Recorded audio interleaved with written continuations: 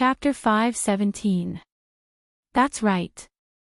Du Qing deeply agreed with Fong Yan's words. If we do it ourselves, at least the situation will be under control. The plot is designed by us, and the actors are arranged by us. The story is also the story we want. Fong Yan looked at the lights outside the window and said softly, "From now on, Qing Yun can finally go into battle lightly, and Big Brother Du can also sleep well." Du Qing shook his head and said, "If there is a sacrifice, there must be a sacrifice. I personally sent my life and death brothers out, and in the future, I'm afraid that I will wake up from nightmares again and again. They won't forgive me, and I can't forgive myself. Life is helpless. I can only try to be optimistic." Fong Yan patted Du Qing's shoulder and said, "Stop by the side of the road." The car stopped by the side of the road. Fong Yan got off the car and waved his hand at the car. The car started up again. Du Qing sat alone in the back of the carriage, his face as gloomy as the sky outside. Leah looked at Du Qing's face through the rearview mirror. At this time, Du Qing made her feel extremely unfamiliar. Du Qing finally came back to his senses from his deep thoughts. He took out a cigarette from his pocket and lit it up. He opened the window a crack and allowed the fishy smell of the night wind to hit his face and said, "Ask whatever you want to ask." "The 13th Master is a good person, isn't he?" Leah asked. "He's my best brother," Du Qing said in a deep voice. "I only saved him once, and he gave me his life." "Did the two of you discuss this? You two deliberately instigated those brothers?" Leah's voice rose a little. There were complaints in her heart, and there was anger in her heart. Those who were fighting were all her brothers, brothers who had gone through life and death with them. Even if they were real brothers, how much could they give up for each other? But those brothers of theirs, they were willing to die for their big brother. Du Qing fiercely took a drag of the cigarette, allowing the smoke to pass through his lungs and then out of his nostrils. Only then did he feel slightly more comfortable. He looked at Leah's excited face and said, "You should have already understood the conversation between me and Fong Yan just now." "I don't understand." Leah said with red eyes, "Uncle, must we do this? Must they kill each other? Must we kick them out? This is the best choice and the only choice." Du Qing's voice was somewhat hoarse as he said, "This time, the majority of those expelled are old brothers who fought with me to conquer the world. To make such a choice, do you think I feel good in my heart? However, if we don't do this, the entire Green Cloud sect will face a calamity, just because someone caused a few troubles. Just because of the media's condemnation. Leah, you are too emotional." Du Qing said softly, "I am as sad as you, but my choice will not be wrong, Uncle. I know your choice won't be wrong." "How could you be wrong? You started your career in your teens and have been in Jianghu for decades. What kind of storms have you not experienced? What kind of crafty plot could deceive you? I know Uncle is very, very powerful, and you have always been my idol. In my heart, you are the most charming man. However, what I find hard to accept is that those people who called us brothers yesterday were thrown into the rubbish bin by you in the blink of an eye. You are not that kind of person." Du Qing took another puff and flicked the remaining half of the cigarette out of the window. "Green Cloud's predecessor is Qing Hong. You know better than me what Qing Hong does," Du Qing said in a low voice. "Before I took over, Qing Hong already existed. How many dirty and evil things did Qing Hong do? How much blood and human lives did Qing Hong stain itself with?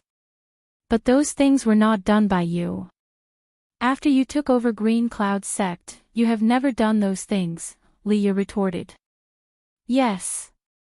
Du Qing nodded.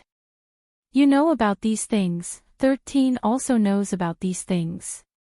But do the people outside know? Do they know that those things in the past have nothing to do with me? Even if they know that those things have nothing to do with me, are they willing to believe it? That is Qing Hong's original sin. After I took over as the leader of Qing Hong, it also became the original sin that I have to bear. If there is a conflict between the two sides, if there is a conflict of interest between us and them, would they be willing to let go of such a good point of attack? That is a target, our most fatal weakness. As long as they are willing, they can stab us with a knife and take our lives at any time. We don't even have the chance to retaliate. What have I been doing all these years? But, can we do that?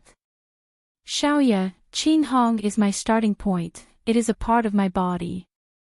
But Green Cloud is my everything, it is also my future. I will not allow anything to happen to him.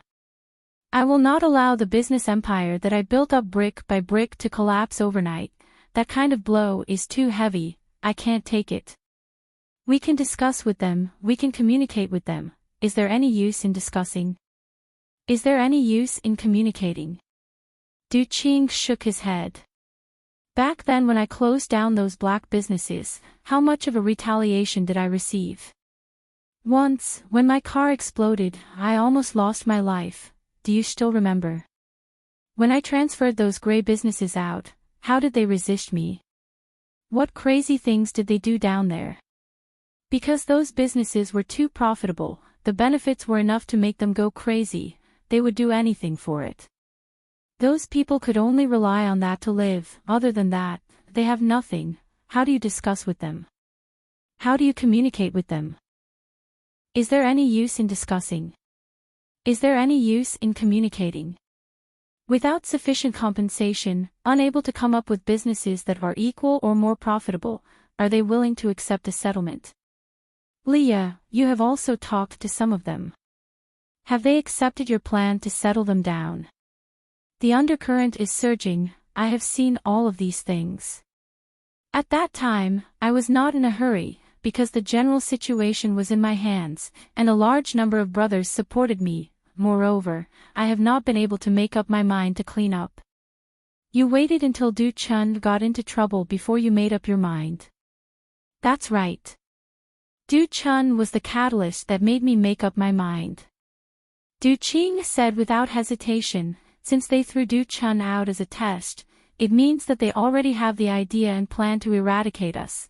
I know too well what kind of person that man is. If he wants, he can easily push us down into the abyss, let us fall to pieces, and never be able to rise again. So all these years, you deliberately surrounded the 13th Lord, making them think that the 13th Lord is on their side. They surrounded and united around the 13th Lord. Through the 13th Lord's eyes and mouth, you know every word that those traitors say, and everything that they do. They are a group of loaches that have long been in the pot of water. The reason why they are still jumping and rolling is because you have not ignited the fire outside. Now that the time is right, you let the 13th Lord suddenly throw a big fire, and all of them are roasted. There is no possibility of escape. Du Qing sighed softly, his voice was infinitely sad as he said, Little Ya, I have no children. You also know about Du Chun's situation, his ability is not enough to control Green Cloud Group. In the future, Green Cloud Group can only be entrusted to you. It is fine when I am alive, but if I am not here, or if I wait until I am old and can no longer watch over them, with your soft-hearted personality, how can you be a match for those people? They will tear you apart alive. Leah was silent. She knew that what her uncle said was the truth. He had also told her more than once to be prepared. To be prepared to take over Green Cloud Group. Because other than herself, he did not have anyone else. Leah also knew that everything her uncle did was for Green Cloud Group. A green cloud that could go into battle lightly, a green cloud that could be freely controlled. It was just that this feeling was really very uncomfortable. Perhaps, this was the world of men. The 13th Lord, the reason why the 13th Lord is willing to stand up, is for me and for you, Du Qing said softly. He watched you grow up, he treats you like his own daughter. he will stand up and take responsibility for everything. Leah's eyes reddened. She said, "The 13th Lord. Where is he?" "He went to turn himself in," Du Qing said. "The call I received just now was from him. He has already arranged everything. Do you think the truth is too cruel?" Du Qing laughed silently. "I also think it's very cruel. Those incidents, the various incidents that happened against our Qing Hong, were they all orchestrated by you and the 13th Lord?" "That's not it," Du Qing shook his head. "Those were done by someone else.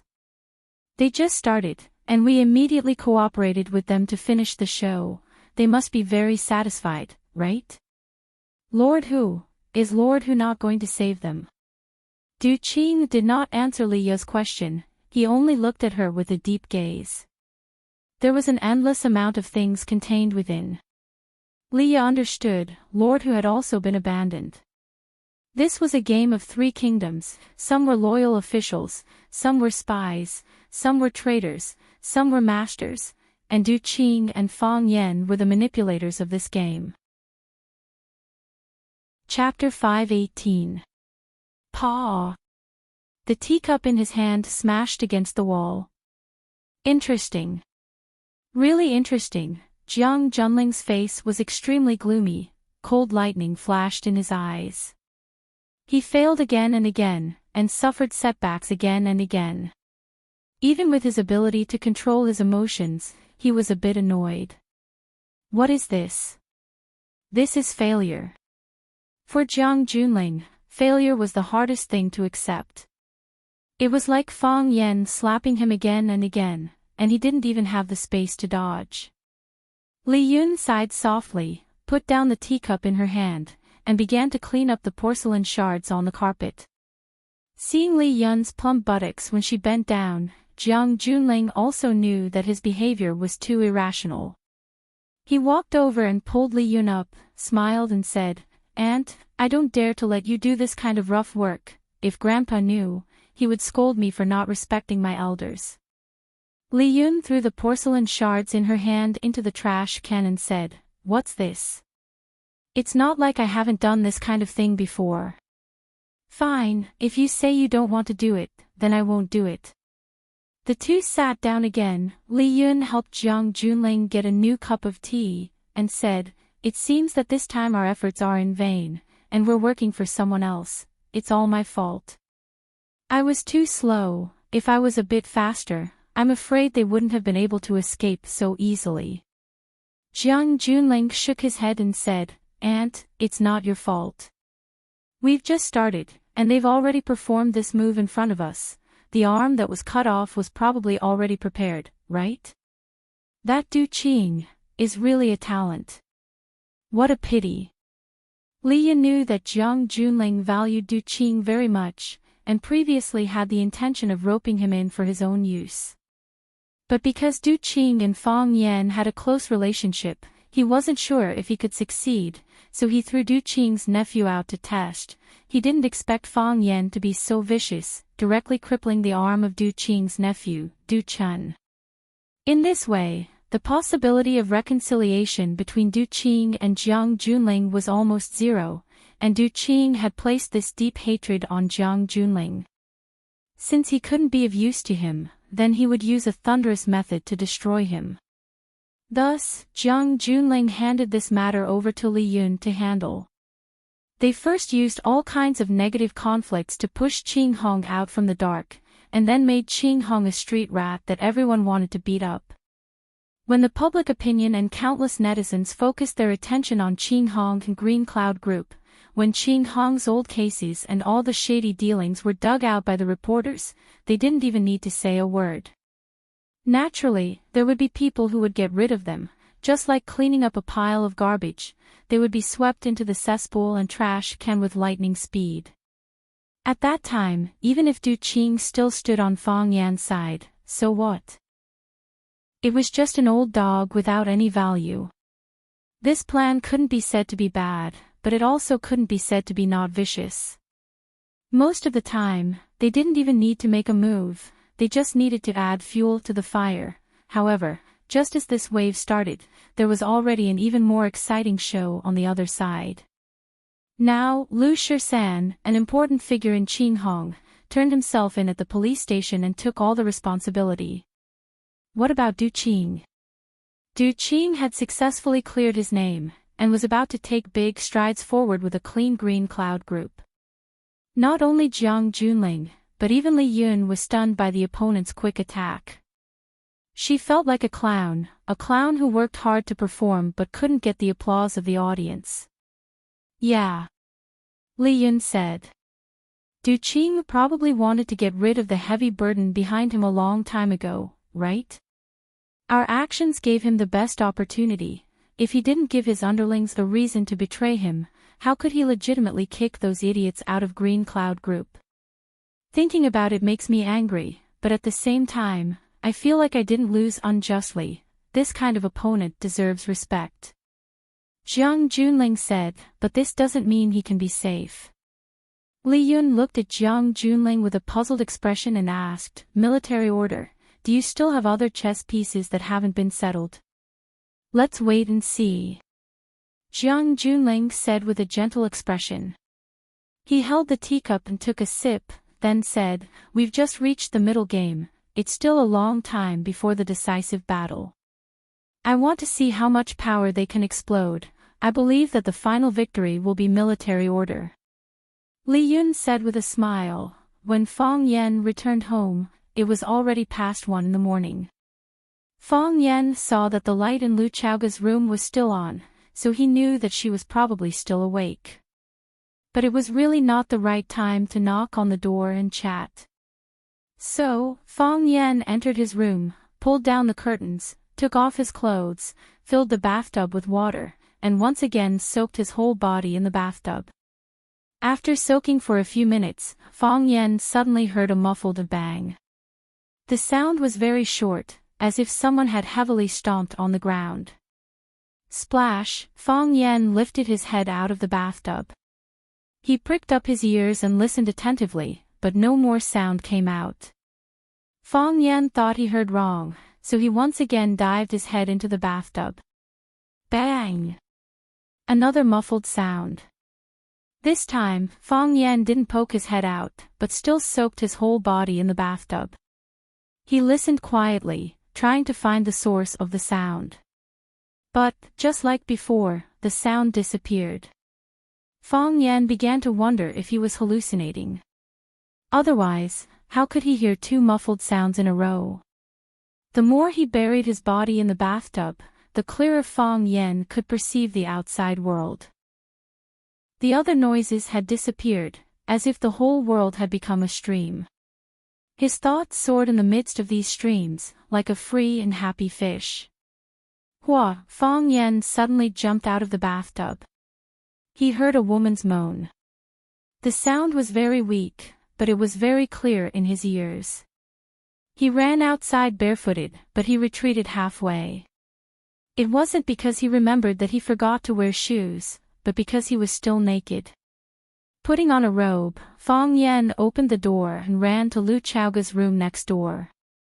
Fong Yan wasn't sure what the moan was about, so he stood in front of Lu Chaoga's room, knocked on the door, and asked in a low voice, Chaoga, are you asleep? No, Lu Chaoga said. Fong Yan was about to ask her if she was okay, but he didn't expect Lu Chaoga to say, I'm going to sleep, you should go to sleep too. From his voice, one could tell that Lu Chaoga was a little agitated and panicked. This made Fong Yan even more worried, so he couldn't help but ask, are you okay? I'm fine, really fine, Lu Chaoga yelled, Fong Yan, go to sleep.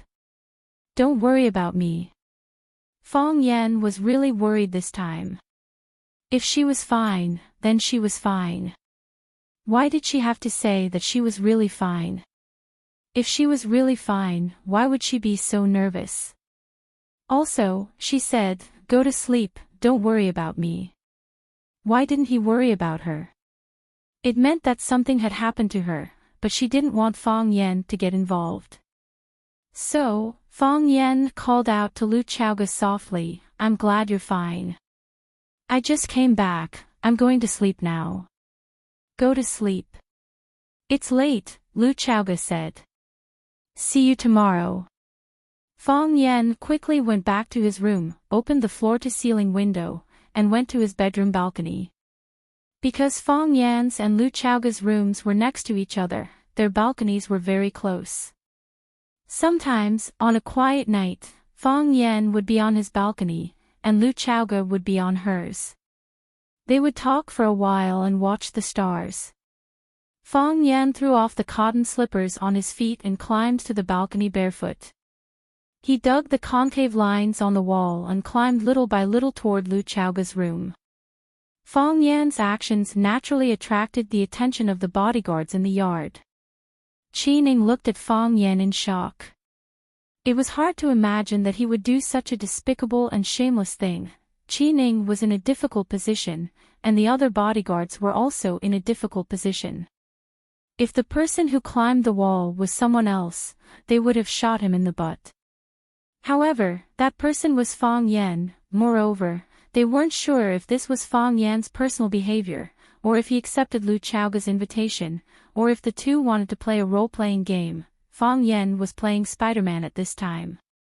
The bodyguards looked at each other and didn't know how to deal with it. After Fong Yan quietly stood on the balcony on Lu Chaoga's side, he turned to Qi Ning and the others downstairs and made a shushing gesture, indicating that they shouldn't alert the enemy. Qi Ning understood and made a gesture. He and his brothers immediately rushed into the villa. From Fong Yan's expression, they understood that Lu Chaoga might be in danger, but when did those thieves sneak in? Could it be that there were still loopholes in their defense downstairs? This was simply impossible. Fong Yan stood on the balcony and reached out to push the floor-to-ceiling window. Lu Chaoga's awareness of security was very good, and the floor-to-ceiling window was locked from the inside. Of course, such a small problem wouldn't be difficult for Fong Yan. He broke a small branch from the flower pot above the railing and picked at the lock. Paw! There was a crisp sound, and the window lock had been opened by Fong Yan. At the same time the door lock was opened, Fong Yan had rushed into Lu Chaoga's room at lightning speed. "Don't move," Fong Yan shouted sternly. Lu Chaoga didn't move, but Fong Yan didn't move either. He looked at the scene in front of him and stood there dumbfounded. Things didn't seem to be what he imagined. Chapter 5:19. Lu Chaoga really didn't move. Because she couldn't move at all. Lu Chaoga usually paid great attention to her health and had a good habit of sleeping early and waking up early. But for some reason, Lu Chaoga felt uneasy tonight.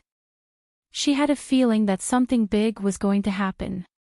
Especially when Fong Yan didn't come back until midnight and didn't call to inform her. This made Lu Chaoga especially worried. She knew how dangerous Huaqing was at the moment. She also knew that Jiang Junling was guarding Huaqing and wouldn't leave for a while. She wanted to call and ask, but she felt that it might disturb Fong Yan's work. So, after dinner, she lay on the sofa in the bedroom and read. She was halfway through a novel when she realized that it was already midnight. She closed the novel and put in a pool of water to soak for a while to relieve her fatigue. Perhaps after soaking in the bath, his irritation would disappear. Because Lu Chaoga's right hand had been pierced by someone and was now in the recovery stage. In Fong Yan's words, the right hand must never touch water. So, soaking in the bath was not an easy thing for Lu Chaoga. She needed to wrap the injured hand in a plastic bag and then lay in the bathtub and put the arm on the edge of the bathtub. Halfway through the bath, she heard the sound of a car engine coming from the courtyard. She knew that Fong Yan was back and her mood improved a lot. She heard Fong Yan go upstairs and Fong Yan pass by her bedroom door. She knew that Fong Yan wouldn't knock on the door and come in, so she didn't have any expectations. When she got up from the bathtub and was about to wipe her body and go to bed, her feet slipped and she fell to the ground. Pain. Her knee hurt, her arm hurt, and her whole body hurt. If it weren't for her perseverance, she would have been tearing up. Lu Chaoga lay on the ground for a while until the pain in her body subsided and she regained the strength to move her hands and feet. Only then did she prepare to get up from the cold ground. She couldn't exert force with one hand, and her other arm didn't have much strength because of the injury. Just as he propped his upper body up, his palms slipped and his body fell to the ground again. This time, he only landed on his chest. But it was even more painful. The pain was excruciating.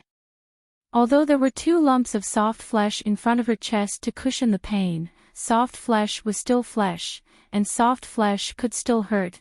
She felt that the 2 lumps of fat were no longer hers, and she had a strong urge to cut them off and give them to someone else. This time, Lu Xiaoga's tears really fell down. She had never thought that being hit in the chest would hurt so much. Even when that ladyboy pierced his palm with a dagger, it wasn't as unbearable as this, right? After shedding a few tears, Lu Chaoga began to think about her next move. She couldn't keep lying on the ground. Not only would it aggravate her injury, but the floor was cold, and it was very likely to make her sick. She felt pain all over her body. One of her hands couldn't be used, and the other couldn't be used either. Even her chest couldn't be used anymore. Otherwise, her body could be propped up. What should she do now? Call for help. The nanny lived on the first floor. If she called for help, she might alarm the whole courtyard, including Fang Yan, who lived in the next room. However, in her current situation, she couldn't get up to make a phone call. If she could make a phone call, she didn't need help. Ask for Fang Yan's help. That was even worse. She just got out of the bathtub. Except for the shower cap on her head and the plastic bag tied to her hands, she could be said to be naked. In such a situation, how could she ask Fang Yan to come in and help? She was afraid that the more he helped, the worse it would be. When Lu Chaoga was in a dilemma, Fang Yan appeared at the door of her room as if he had sensed it. When Fang Yan asked her if she had slept, her whole body tightened, and her face was burning, as if she was standing naked in front of Fang Yan and being peeped at by him. She was worried that Fang Yan would suddenly barge in after knowing that she was in trouble, so she hurriedly said that she was fine and asked Fang Yan to hurry back to sleep and not care about her, but she didn't know that the more she acted like this, the more suspicious Fang Yan became. Since the last time Lu Chaoga was kidnapped by Qiang Long Tan, everyone raised her safety to the highest level. Especially Fang Yan, he would not allow Lu Chaoga to encounter even the slightest danger. After he misunderstood Lu Chaoga's words, he naturally tried to find out what was going on. It would be best if he could attack the gangsters by surprise. They were indeed caught off guard. However, it was Lu Chaoga and Fang Yan themselves who were caught off guard. Lu Chaoga's mouth was wide open and her head was slightly raised. For a moment, she didn't know how to react. And Fang Yan was even more shocked. This was completely different from what he had imagined. Where were the gangsters? Where the hell were the gangsters? Where did they hide? Fang Yan wanted to crawl under the bed and check to see if the gangsters were hiding. Therefore, the second Fang Yan came in, Lu Chaoga and Fang Yan maintained such an extremely strange posture. Lu Xiaoga's naked body was lying on the floor. Her smooth and jade-like body was covered with water droplets. Her plump buttocks, those curvy curves, Fang Yan could only keep swallowing his saliva. One mouthful after another, he didn't know why he suddenly felt so thirsty. The first person to react was Lu Chaoga. Lu Chaoga simply put her face on the floor and didn't dare to look at Fang Yan's eyes. She hurriedly said, "I'm fine, you go out." Fang Yan nodded and said, "You're really fine, then I'll go out first." After that, Fang Yan turned around and walked toward the balcony. He had just jumped over here, so he had to jump back out of habit. Seeing that Fang Yan really turned around and left, Lu Chaoga's mouth opened and she didn't know what to say. Is he really going to leave like this? If he just leaves like this, will I have to lie on the floor for the whole night? Fong Yan finally thought of this problem. When he thought of this problem, Fong Yan had already jumped to the balcony of Lu Chaoga's bedroom and was about to jump over to his side. Because he thought of this problem, Fong Yan jumped down from the balcony again. He rushed back to Lu Chaoga's room like a gust of wind. Without saying goodbye to Lu Chaoga, he bent down and reached out to pick up Lu Chaoga from the floor. He threw Lu Chaoga's body on the big bed and pulled a quilt to cover her body. Only then did he feel a little relieved. He still liked Lu Chaoga with clothes on. Fong Yan finally had the courage to look at Lu Chaoga and said, "Are you okay?" "I'm fine." Lu Chaoga wanted to bury her head in the quilt. The scene just now was too embarrassing. Although she was lying on the floor at that time, it could be imagined that when Fong Yan picked her up from the floor, he must have seen her back. In all honesty, Fong Yan really didn't peek. It wasn't peek, it was openly looking. After all, if you don't use your eyes to find the target, how can you pick someone up from the floor? You're fine after falling like this. You didn't even call me. If I didn't barge in, were you going to lie on the floor for the whole night? Fong Yan said with blame. Lu Chaoga was speechless. In such a situation, how could I call you over to help? Besides, I didn't call you, but didn't you barge in yourself? Fong Yan understood Lu Chaoga's mentality and said, "Are you hurt? Do you feel uncomfortable anywhere?" "Yes," Lu Chaoga said. Her knee hurt, and it seemed to be bleeding. Her chest hurt even more, as if someone cut a piece of flesh. "Where do you feel uncomfortable?" "Calf," Lu Chaoga said. Fong Yan walked over to lift the quilt. Lu Chaoga panicked and said, "What are you going to do?" "Look at your leg," Fong Yan said. "I accidentally glanced at your knee just now and noticed that the skin on your knee is broken. I'll help you apply some ointment." "Give me the ointment, I'll apply it myself," Lu Chaoga said. "You don't have to be polite with me," Fong Yan said domineeringly. "You can't move one hand, and you can't even open the bottle cap. How are you going to apply it?" As Fong Yan spoke, he had already lifted a small corner of the quilt. Lu Chaoga's calf was exposed in front of Fong Yan. The skin on her knee was broken, and blood was oozing out. In just a moment, the white velvet quilt was stained with some blood. When Fong Yan was about to go downstairs to find the golden chrysalis muscle nourishing powder to wipe Lu Chaoga's wound, there was a goo goo goo goo sound outside the door. This was a secret signal.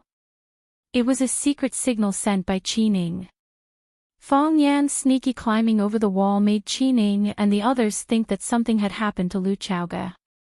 They waited at the door and couldn't rush in. They were worried that they would alarm the bandits or disturb Fong Yan and Lu Chaoga. "Qining, it's safe inside," Fong Yan said aloud. Qining shouted at the door, "Is Miss Lu okay?" "I'm fine." Fong Yan shouted, "You guys go downstairs." So, there was no movement at the door. Fong Yan looked at Lu Chaoga embarrassedly and said, "When I climbed over the wall, I was accidentally discovered by them." Lu Chaoga didn't know what to say. Fong Yan climbed over the wall in the middle of the night. In the eyes of the bodyguards below, perhaps everyone would have the same guess in their hearts, and most of the bodyguards below were sent by the Qin family. In other words, the matter between her and Fong Yan might have reached the ears of the Qin family. Thinking of this possibility, Lu Chaoga actually felt a little happy in her heart. She should know about Qinitian, right? Chapter 520.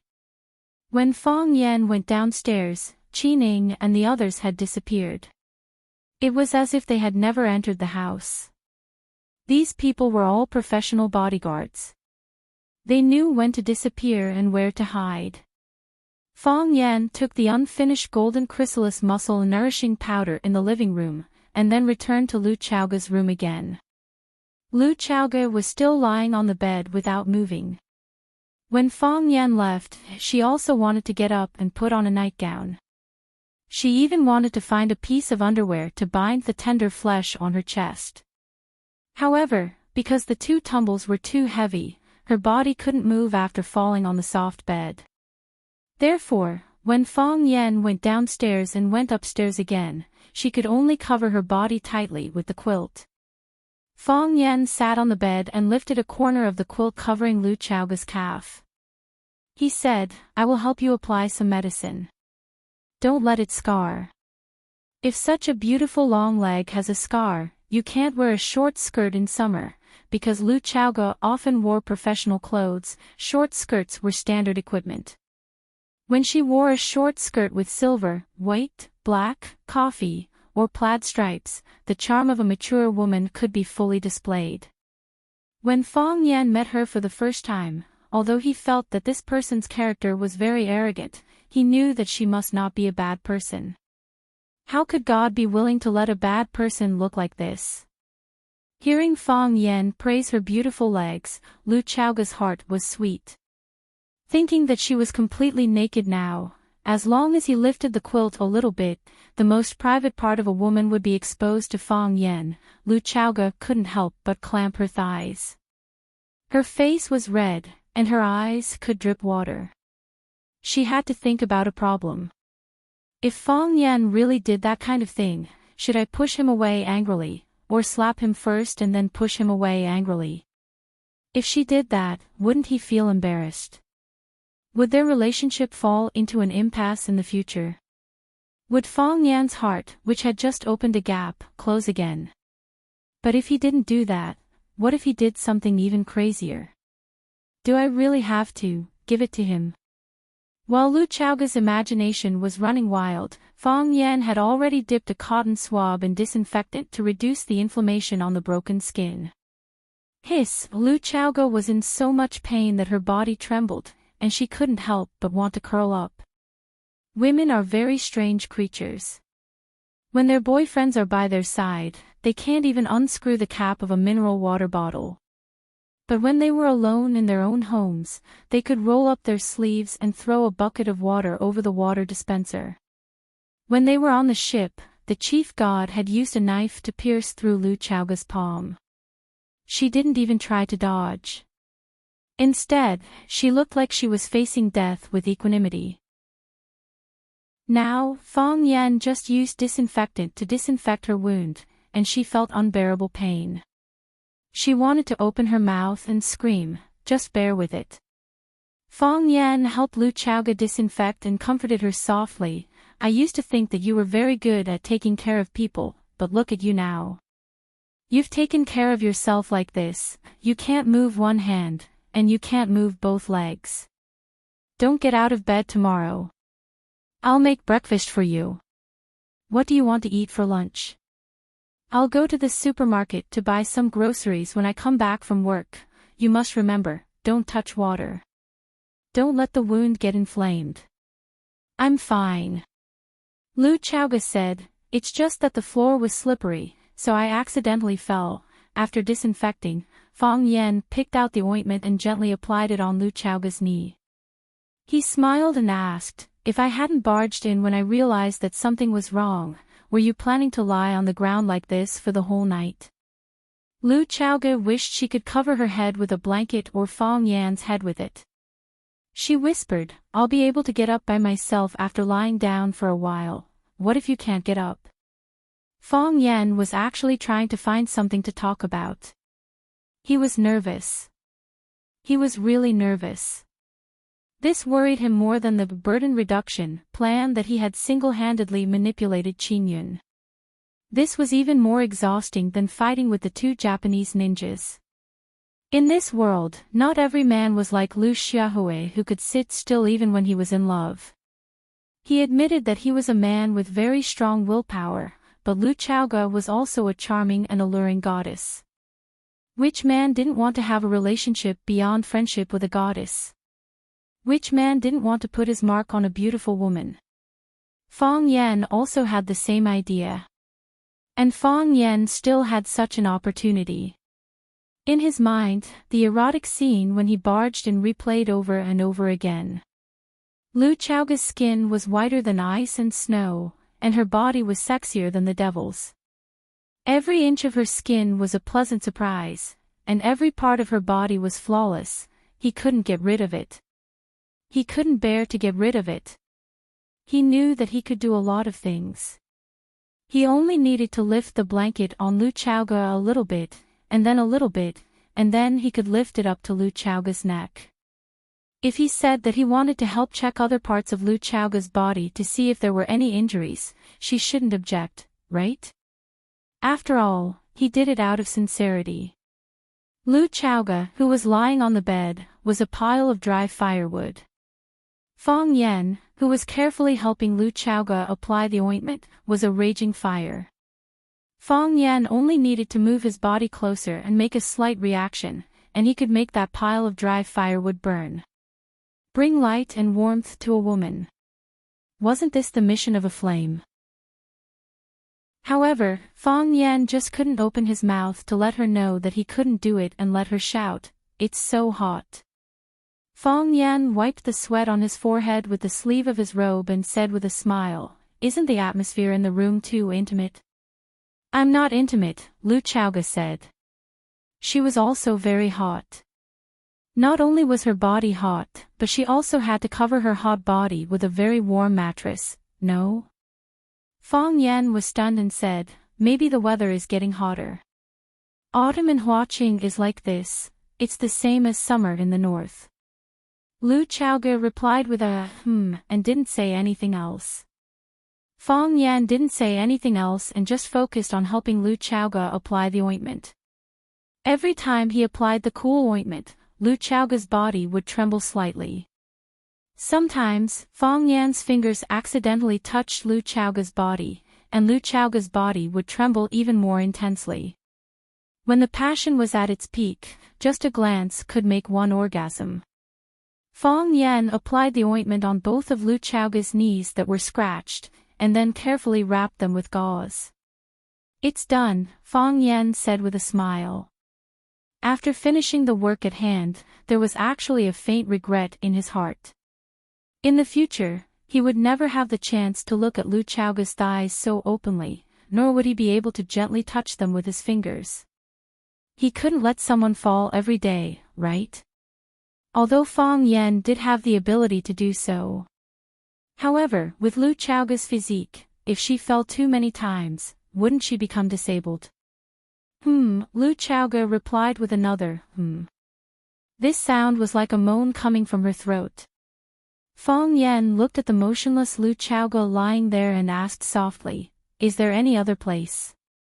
Worried that Lu Chaoga would misunderstand, Fong Yan quickly explained, "What I mean is, do you feel uncomfortable anywhere else?" "I'm fine," Lu Chaoga said. Fong Yan felt a bit regretful in his heart. How could she be fine? So, Fong Yan put the ointment, gauze, scissors, and other items on the bed into the medicine box. He carried the box, got up from the bed and said, "Then you have a good rest. I'm going back to sleep." And Lu Chaoga replied in a low voice. Fong Yan smiled and carried the medicine box to leave. He reached for the doorknob and was about to open the door to leave when Lu Chaoga suddenly called out, "Fong Yan." Fong Yan's body was shocked, and he asked softly, "Is there anything else?" "I want to drink water," Lu Chaoga said. Fong Yan retreated again, ran to pour a cup of warm water, and fed it to Lu Chaoga. When Lu Chaoga drank the water, the way she looked at Fong Yan was very strange. Fong Yan didn't understand and thought, did she see through my wretched thoughts? After returning to his room, Fong Yan was still thinking about the deep meaning in Lu Chaoga's eyes. An idea flashed through his mind, and he slapped himself hard in the face. She wants to drink water. Qin Etienne had a dream. In the dream, she accompanied Fong Yan to walk around Yanjing City in circles. They walked past the red walls and white tiles, the streets and alleys, the majestic Xuanwu Gate, and the dilapidated and heavy bell tower. They didn't speak, but occasionally looked at each other in the eyes, which made people feel sweet inside, as if they would fly into the sky like fairies if they stamped their feet. Outside a red wall, Fong Yen stopped. Because there was a red plum blossom sticking out of the wall, as if it was curiously looking at the world. Fong Yen jumped lightly and picked the plum blossom in his hand. He walked over step by step, and then under the shy and happy gaze of Chinitian, he inserted the plum blossom in her hair. Chinitian smiled happily, and her voice was like a silver bell that spread far and wide. She reached out to touch the plum blossom, but she grabbed a handful of sticky things. She opened her palm to look, and her hand was actually a large amount of bright red blood. Chinitian was frightened and wanted to throw the plum blossom away, but the plum blossom branch had disappeared, and only a large amount of sticky blood flowed down along her hair and cheeks. Chinitian suddenly woke up from her sleep, opened her eyes, and thought about the strange and terrifying story just now. Why did the plum blossom turn into a large amount of bright red blood? What was the meaning behind it? Chinitian was puzzled, so she simply lifted the quilt and walked to the window to look at the bright moonlight outside. Beep, the phone on the desk vibrated. Chinitian took the phone and glanced at it. She received a message. After reading the content of the message, she replied, "Don't do it again." She turned off the phone, and Chinitian stood in front of the window with her arms crossed. She thought, "Flower City, it's time to go back and take a look." Chapter 521. When Fong Yan got out of bed and went to the backyard to practice, Qining was already training his body. Both of them were martial artists, so they naturally had the intention to compete with each other. On a morning when the sun was just rising, Qining issued a challenge to Fong Yan, or perhaps it was a provocation. After promising Fong Yan that he would not hit his face or kick his crotch, the two of them finally got entangled with each other with excited expressions. Qining pounced towards Fong Yan, but was flung away again. Saying it like that was too simple and perfunctory. There was no excitement of fists hitting flesh. The actual situation was like this. Qining pounced towards Fong Yan with a ferocious tiger catching its prey. Fong Yan's body was like a willow in the wind, like duckweed in the water. When drunken crane rides the wind was displayed, Qining had no way of touching his body. Qining threw more than 10 punches and kicked more than 20 times. After being spun around a few times by Fong Yan, he finally lost his patience and roared, "If you have the ability, fight me with real bullets." Thus, Fong Yan used a drunken crane grabbing worms to grab Qining and throw him away. Qining flew far away and lay on the ground for a long time, unable to get up. From then on, Qining woke up every morning to train with Fong Yan. Learning from others despite being ashamed, it could be considered as an improvement. Morning. Fong Yan smiled and took the initiative to greet Qining. Morning. Qining said. He was doing push-ups with one hand and looked very relaxed. In the past, when Qining trained, when his training volume reached a certain level, he would start sweating profusely, and even his breathing would become rapid. Later on, Fong Yan taught him a breathing method. He used the breathing method taught by Fong Yan during training, and the effect was extremely obvious. Not only did it improve his physical fitness, but after training, his face did not turn red and his heart did not beat. It was as if he could run dozens of kilometers. When Qining greeted Fong Yan, the way he looked at Fong Yan was very strange. Fong Yan glanced at Qining and knew what he was thinking. He explained seriously, "What happened last night is not what you think. What are we imagining?" Qining asked. "Just pretend I didn't say anything." Fong Yan pursed his lips and began to stand up. Qining jumped up from the lawn and walked to Fong Yan's side to practice his stance.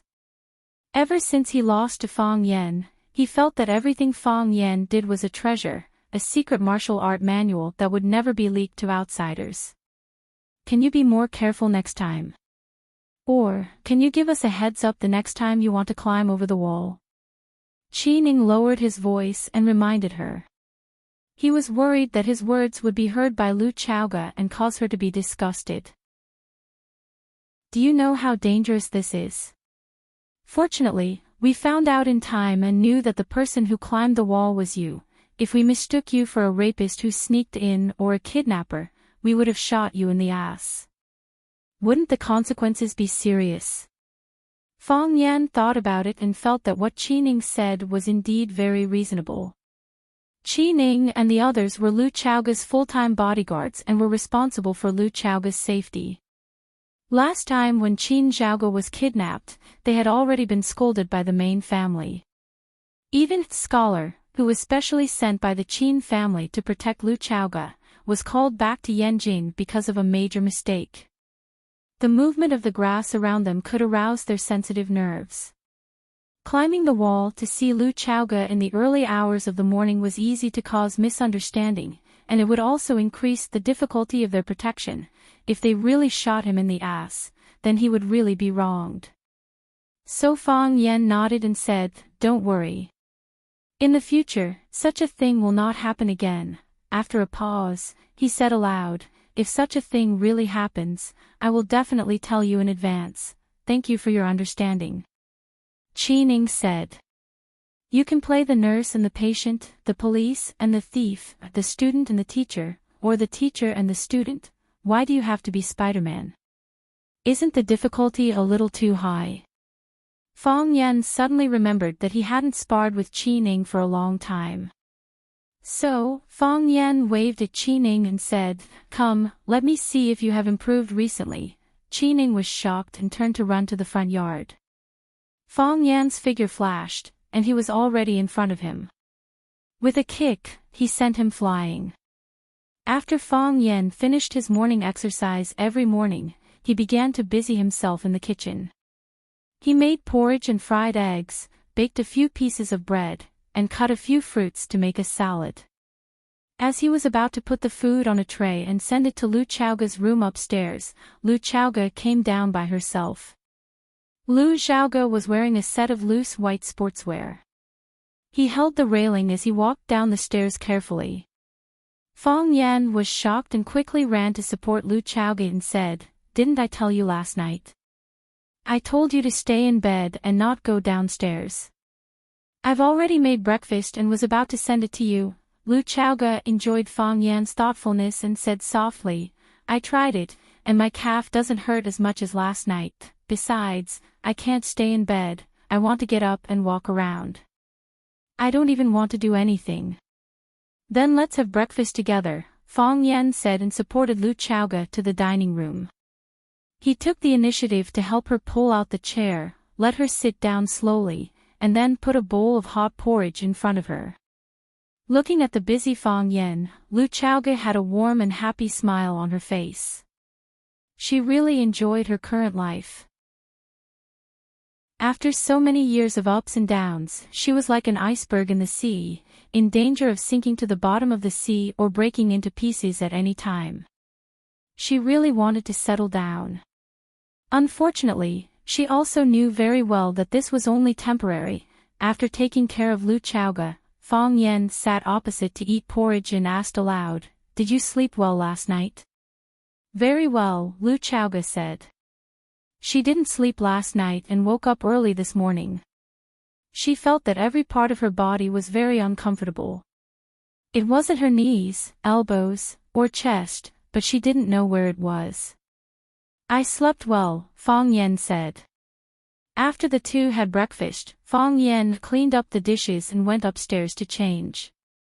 Lu Chaoge was working in the living room. She didn't go to the company during this time, but some of the company's general matters were still decided by her. Fang Yan cleaned up and went downstairs. When he walked to Lu Chaoge, he slowed down and asked, "Do you still want water?" "What?" Lu Chaoge held a glass of lemonade in her hand and asked. Nothing." Fang Yan strode outside and said, "If you're thirsty, call me, I'll bring you water." When Fang Yan appeared at his work again, he found that the problem today was more serious than before. The table was full of flowers. Baldy and the other two colleagues looked at him as if he was a god, as if it was their first time meeting him. These flowers, Baldy pointed at the flowers on the table and the bunch of flowers on the table that couldn't be placed on the ground and said, "They're all for you." Before Fang Yan came, Baldy and Jing Yong had carefully identified the flowers. None of these flowers were for them, not a single one. Why are those children so lacking in manners? Clean them up, Fang Yan said with a frown. He didn't like this situation. He didn't want to attract attention. He just wanted to be a quiet security guard. If he became the focus of the school again because of his outstanding performance, then he could only give up this job. What he needed wasn't these flowers and girls' pursuit. What he needed was to find a place where he could clear his mind and let his hostility dissipate so that he could study the heart of Tai Chi. The reason why he left Swallow Dock and Yenjing was because he knew that Rosefinch Secondary was such a place. And the last time he revived the heart of Tai Chi, it was also from this place. Talk to those students. It shouldn't have any effect. He had such an experience before. He talked to Chinitian countless times, but it ended up like this: talk to the school's leaders. If Fang Yan was willing, from the school's principal Zhong Dai to every teacher in the school, they would be willing to solve his problems. If they were willing to help, they could definitely stop the enthusiasm of those students. But Fang Yan didn't want to do that. He didn't want to make this matter too complicated, and he didn't want to make it too official. Students of this age had a strong sense of self-esteem and were very sensitive to everything. If it wasn't solved properly, it would cause them to go to extremes in the future. Clean them up. Baldy looked at Fang Yan and asked, "How do you want to clean them up?" "Whatever," Fang Yan said. "Throw them into the trash can or send them somewhere else." Baldy was overjoyed and asked, "Can I give them to someone else?" "You can," Fang Yan said. Fang Yan took out today's newspaper and flipped through it. Sure enough, there was a report on the Qing Hong incident. However, the content of the report was that the evil had already been eradicated, and the dark faction members had realized their mistakes and surrendered themselves. A storm that had just started was dealt with so quickly and decisively. Surely a lot of people wouldn't want to accept this, right? Wouldn't they? Fang Yan tapped his fingers on the table, thinking, since you started this game, let's make it even more exciting. Using Hua City as the chessboard, using the people as the chess pieces, gambling to the death. Fang Yan closed the newspaper in his hand and said, "I'm going out for a walk." "Where are you going?" "There's going to be a patrol." "I'm going to talk to the principal," Fang Yan said. Chapter 522. Fang Yan didn't want to go to the principal's office to talk to him. If it wasn't necessary, he didn't want others to know that he had a close relationship with the principal. With his current status and achievements, he really didn't need this kind of thing to make himself look good. He received a call from Zhong Dai on his way to work. Zhong Dai asked him to come to his office for a chat. He had just started work in the morning, and Zhong Dai looked very busy. After making a few calls, he put down the phone and explained to Fang Yan, "It's been so many days since school started, and there are still people who want to send their children to our school. Some of them are rejected directly, and some of them can't be rejected directly, so I have to make a phone call to explain. In the past, everyone called me Zhong de Pao.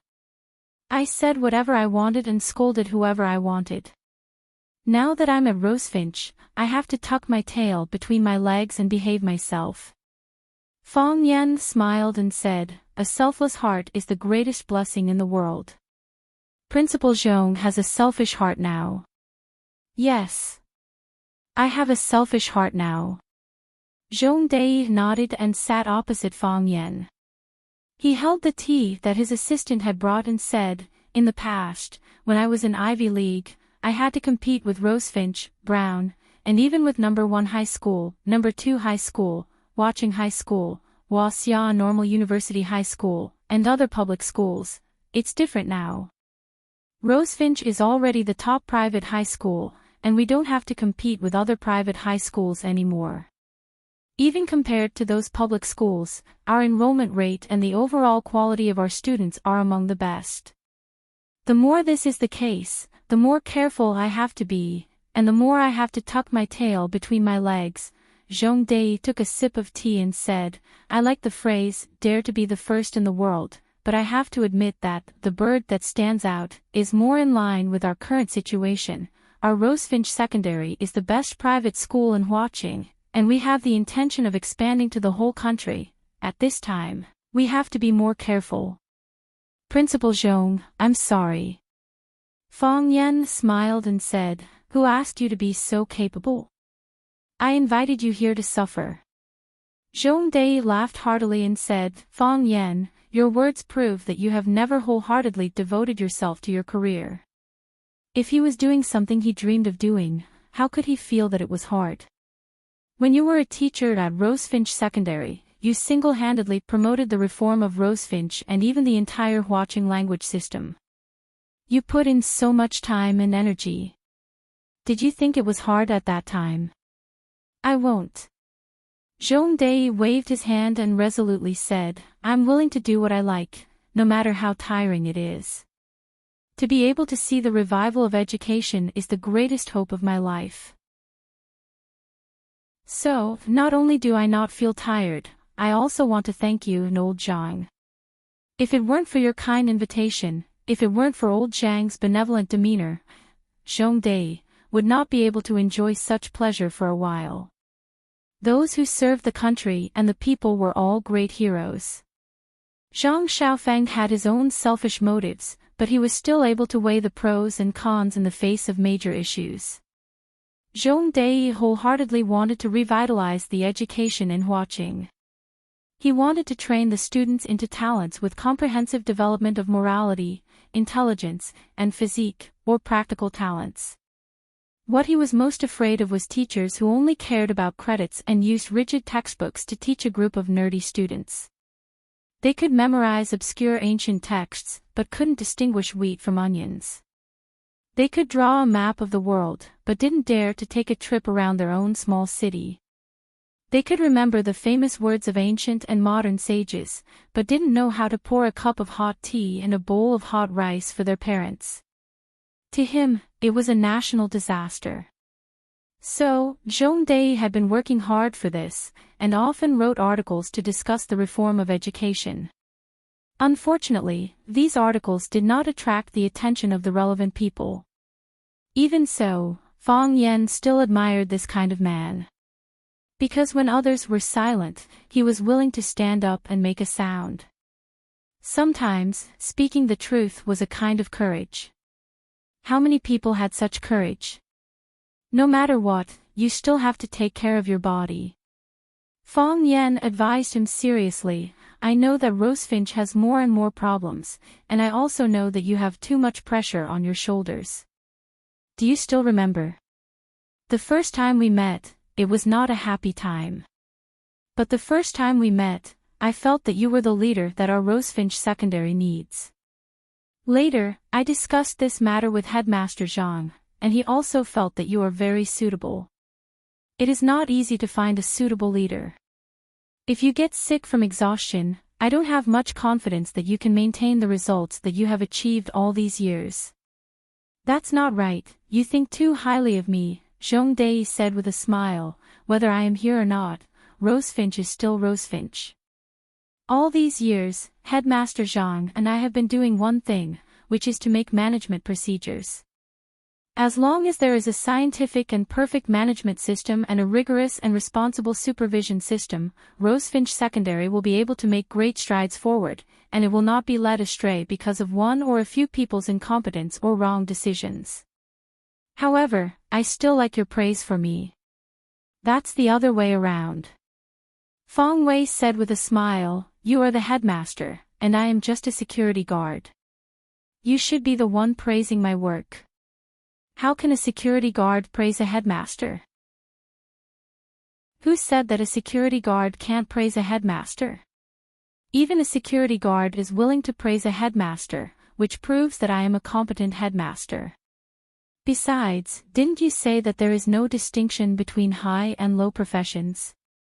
Why are there differences between a headmaster and a security guard now? Fong Yan looked at Zhong Dei and asked, Headmaster Zhong also knows about this. Yes. It has such a big impact, how could I not know? Zhong Dei looked at Fong Yan and said, Last night, when I was having dinner with the army chief, he told this matter as a joke at the dinner table. He said that his soldiers are unruly and rarely listen to people. I didn't expect that when it comes to our Rosefinch, they would be convinced by a small security guard. There are only a few people in the security office, and my first reaction was that it was you. I asked someone, and sure enough, it was you. Just a few jokes.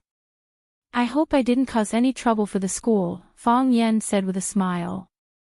Zhong Dei looked at Fong Yan with burning eyes and said, Fong Yan, you are talented. You are also caring, every word you said touched the bottom of my heart. I think that if anyone can understand me, you will understand best. We are comrades, comrades in arms, brothers with the same ideals and goals. Fong Yan, you really don't want to consider my suggestion. I know you can do a good job as a security guard, but you can do more things. If you are willing, I will give you the position of headmaster of Rosefinch Secondary. Here he goes again. This was not the first time they talked about this. Last time, Fong Yan had clearly refused. When Fong Yan received Zhong Dei's call, he had already guessed his purpose. Sure enough, his guess was getting more and more accurate. Zhong Dei once again put forward a suggestion to change his job. Fong Yan pondered for a moment, then looked at Zhong Dei and said, I want to take revenge. What? Zhong Dei was stunned and asked, Revenge? Yes. I want to take revenge, Fong Yan said with a smile. My father died so unjustly, I want to take revenge for him. Zhong Dei raised his eyebrows and said, Shouldn't this kind of thing be handled by the police? According to normal people's point of view, if someone in the family was injured or tragically injured, it should be reported to the police. What's the point of taking revenge? This matter needs to be handled by me, Fong Yan explained. You can take revenge while working. Zhong Dei said, You can also look for the murderer while working. Both won't delay. Zhong Dei thought that the revenge Fong Yan mentioned was to find a way to find evidence, so he made this suggestion. There is a beast hiding inside my body. If I don't let this beast out, I might hurt myself. But if I let this beast out in the school, it might hurt the students. So, I can't accept your invitation, Zhong Dei said with a face full of regret. You're a genius in education. What a pity. Fong Yan smiled and said, When my heart calms down again, I might go back to school to teach. I'll wait for you to come back, Zhong Dei nodded and said. Yesterday, I talked to Director Liu on the phone. I was going to submit a report to her, but she said that the matter of Rosefinch Secondary should be discussed with you. Really? Fong Yan was stunned and asked, What is it? Zhong Dei walked back to his desk and took a document and said, Take a look first.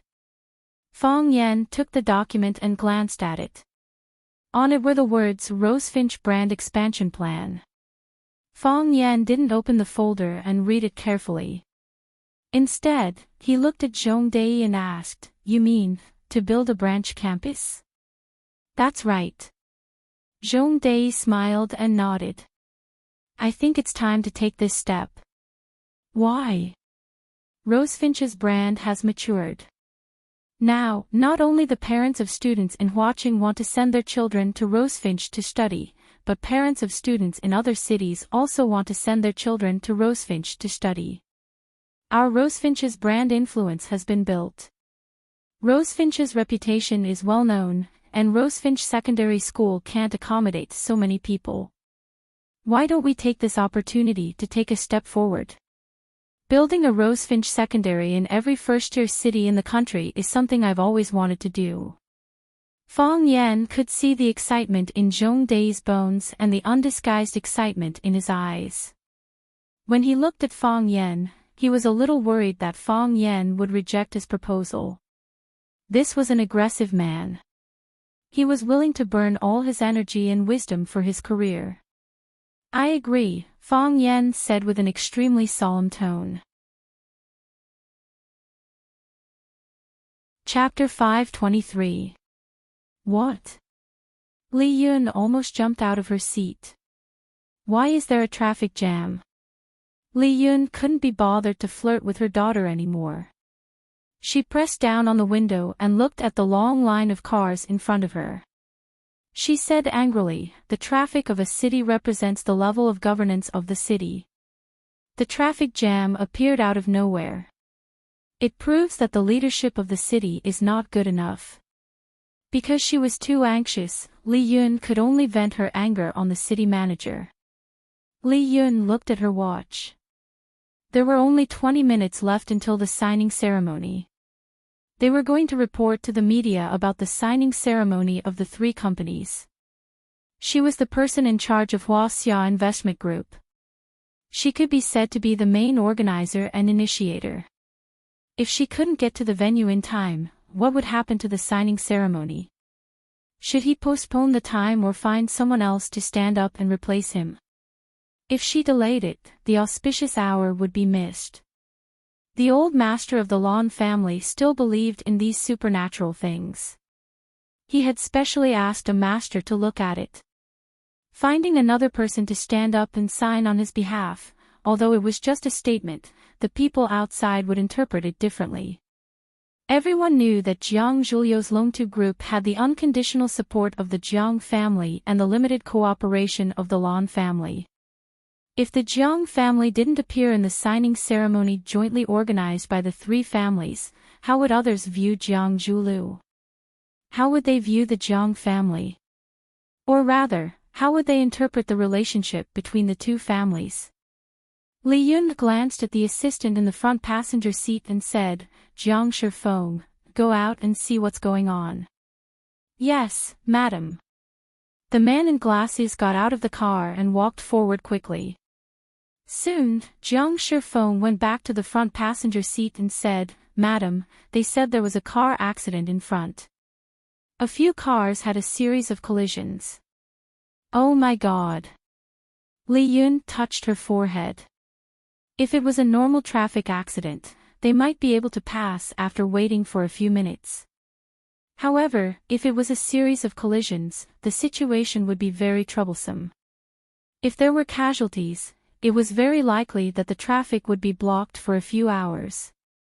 Jiang Shifeng, call the mayor of Huaqing. Li Yun said, ask them to solve this problem immediately. Madam, I'm afraid we don't have enough time. Jiang Shifeng reminded. Even if Mayor Zhang calls the traffic police to deal with it, we won't have enough time. Are there any other routes? Li Yun asked. There's a subway line that can reach it, General Shifeng said. Get out. Before Li Yun could finish her sentence, she was the first to open the door and jump out. Shangxin and Shifeng followed closely behind. They did not dare to let Li Yun squeeze into the subway alone. Looking at the dense crowd in front of her, Li Yun felt a little dizzy. She had never squeezed into a subway before. She thought that by buying a ticket, she could quickly wait for a train, and then the train would rumble forward with them. That wasn't the case at all right? All the ticket vending machines had long queues, and all the ticket booths were overcrowded. It would take at least a few minutes to get a ticket. However, in this world, things were easy with money. The young men who blocked Shifeng took out a few bills from their pockets and handed them over, saying, Young man, we are in a hurry. Can we buy the tickets in your hands? The young people had enough time but not too much money, so they immediately agreed to the deal that seemed very fair to them. General Shifeng brought Li Yun and Shangxin into the subway station. They didn't have to wait for long before a train arrived. When Shifeng finally escorted Li Yun and Shangxin onto the train, he realized that there were no seats on the train. Not only were there no seats, but it was also very crowded to stand. People squeezed against each other, hot sweat flowed freely, and the air was abnormally turbid. Li Yun and Shangxin tried their best to hold their breaths, but there was still a pungent smell entering their nostrils. As Li Yun and Shangxin's image was too outstanding, many people were sizing them up. Some people with ulterior motives also started to walk over, and the space they could move around became more and more crowded. Scram! Jiang Shangxin suddenly shouted. A long-haired man standing in front of Jiang Shangxin glared at her angrily and scolded, "Wretched woman, who are you asking to scram? Do you think that this subway belongs to you? Others can only get on if you allow them to. Others can't get on if you don't allow them to. You know what you have done.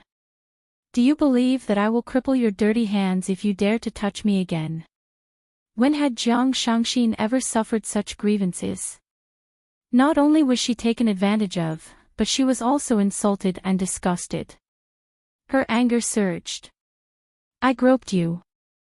I think you are the one who touched me, right?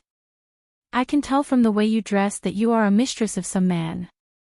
I can tell that you are a green TB*TCH. I know women like you the best. You're debauched to the bone, but your heart is very empty.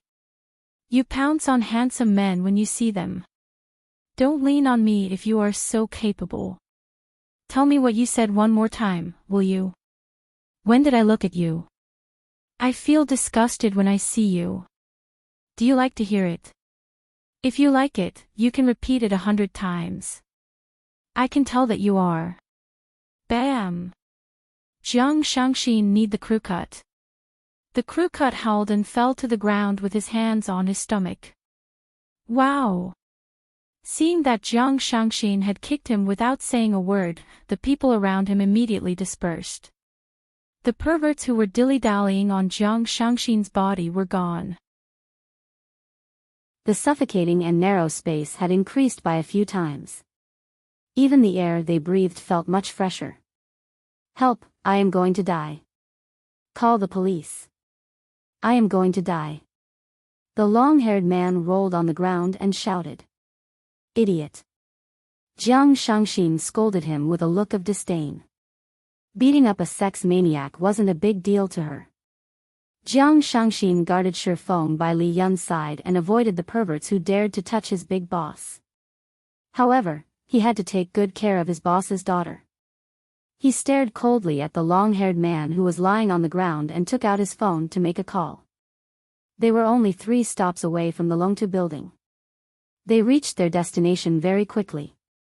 When they alighted, the long-haired man tried to stop them but was pushed to the ground by Shifeng.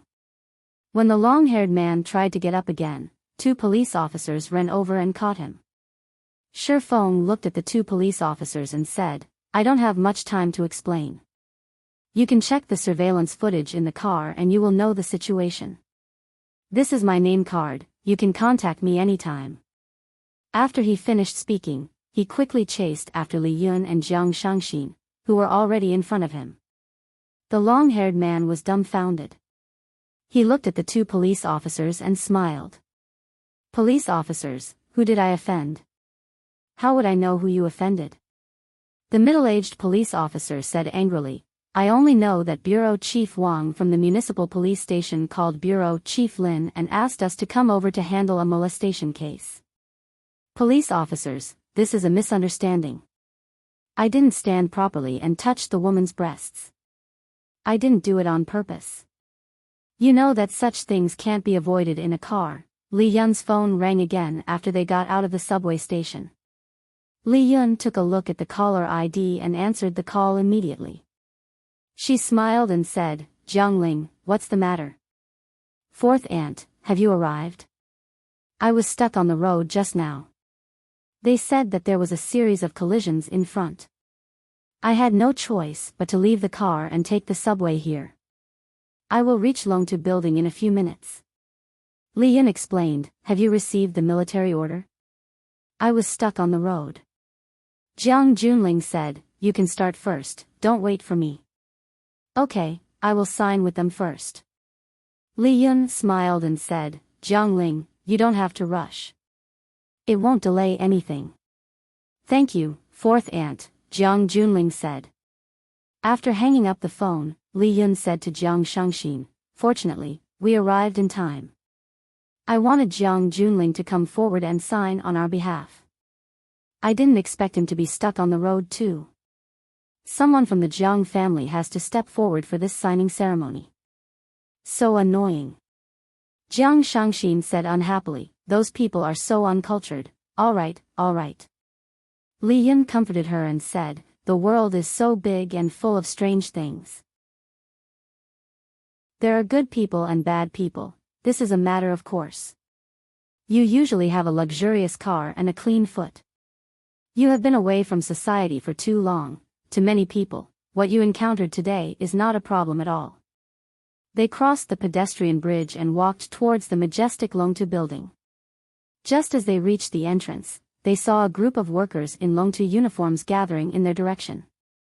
The security guards of Longtu building were running out and getting ready to chase these people out. However, these workers were very cunning. They chased after them and came back again when they stopped.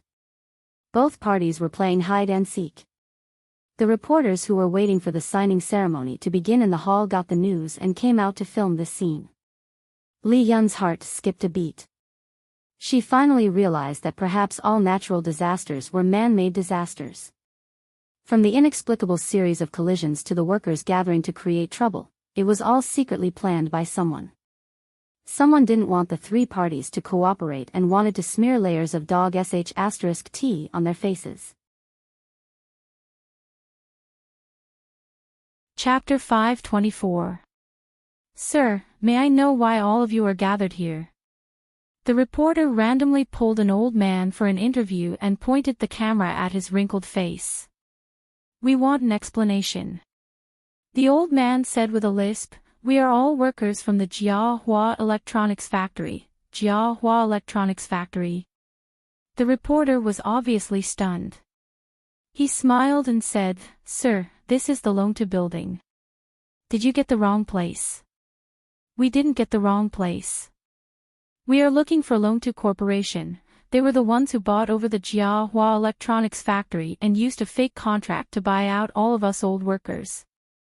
Not only did they kick us out of the factory, they also cut off our medical insurance. We are old now and can't work anymore. Furthermore, we are sick. When we went to the Jiahua Electronics Factory, the director said that he had nothing to do with this matter and that Longtu Corporation was responsible for taking care of us. Only then did we realize that Longtu Corporation had tricked us. How are we going to survive, sir? Did you bring the buyout contract from before? We brought it all. The old man took out a yellowed paper bag from his pocket. The reporter reached out to take it, but the old man quickly held it in his arms and said, Don't tell me you are in cahoots with them. I heard that there are many bad people among the reporters. Sir, we are not bad people. If what you said is true, we will find a way to seek justice for you, sir. We will not accept your contract. You can spread it out and let our cameraman take a shot of the contract. In this way, Li Yun's face was pale and her eyes were filled with anger as she walked toward the Longtu building. After Shangxin took a look at the contract from another worker, she quickly caught up with her mother, Li Yun, and said, the Jiang family's acquisition of the Jiahua Electronics Factory back then was indeed dishonest. However, one party was willing to take the hit, and the other party was willing to take the hit. Since they had signed the contract, they should have followed the contract. However, someone exposed them at this crucial point. It was obvious that they were trying to embarrass us. Fang Yan. Li Yun gritted her teeth and shouted this name. In Huaqing, only Fang Yan dared to go against them. Only he had the ability to trample on the faces of the Jiang clan and the Lan clan so ruthlessly under his feet. With Du Qing's help, Fang Yan was like a tiger that had grown wings. It could really be him. Jiang Shangxin chuckled and said, "This guy never seems to be willing to lose out." After Jiang Junling plotted against them, he immediately gave us a show of strength. His power in Flower City is truly shocking. A single command is enough to make it difficult for us to move an inch. Hearing her daughter's words, Li Yun's heart sank even faster. He didn't go directly to the conference room where the signing ceremony would be held. Instead, he took the elevator to Jiang Zhuliu's office. Jiang Zhuliu came out and said with a serious expression, "Mom, did you see everything?" "Yes," Li Yun said expressionlessly. "Zhuliu, what do you plan to do?" "I've already asked the group's legal department to negotiate with them." Jiang Zhuliu invited the three of them to his office to rest.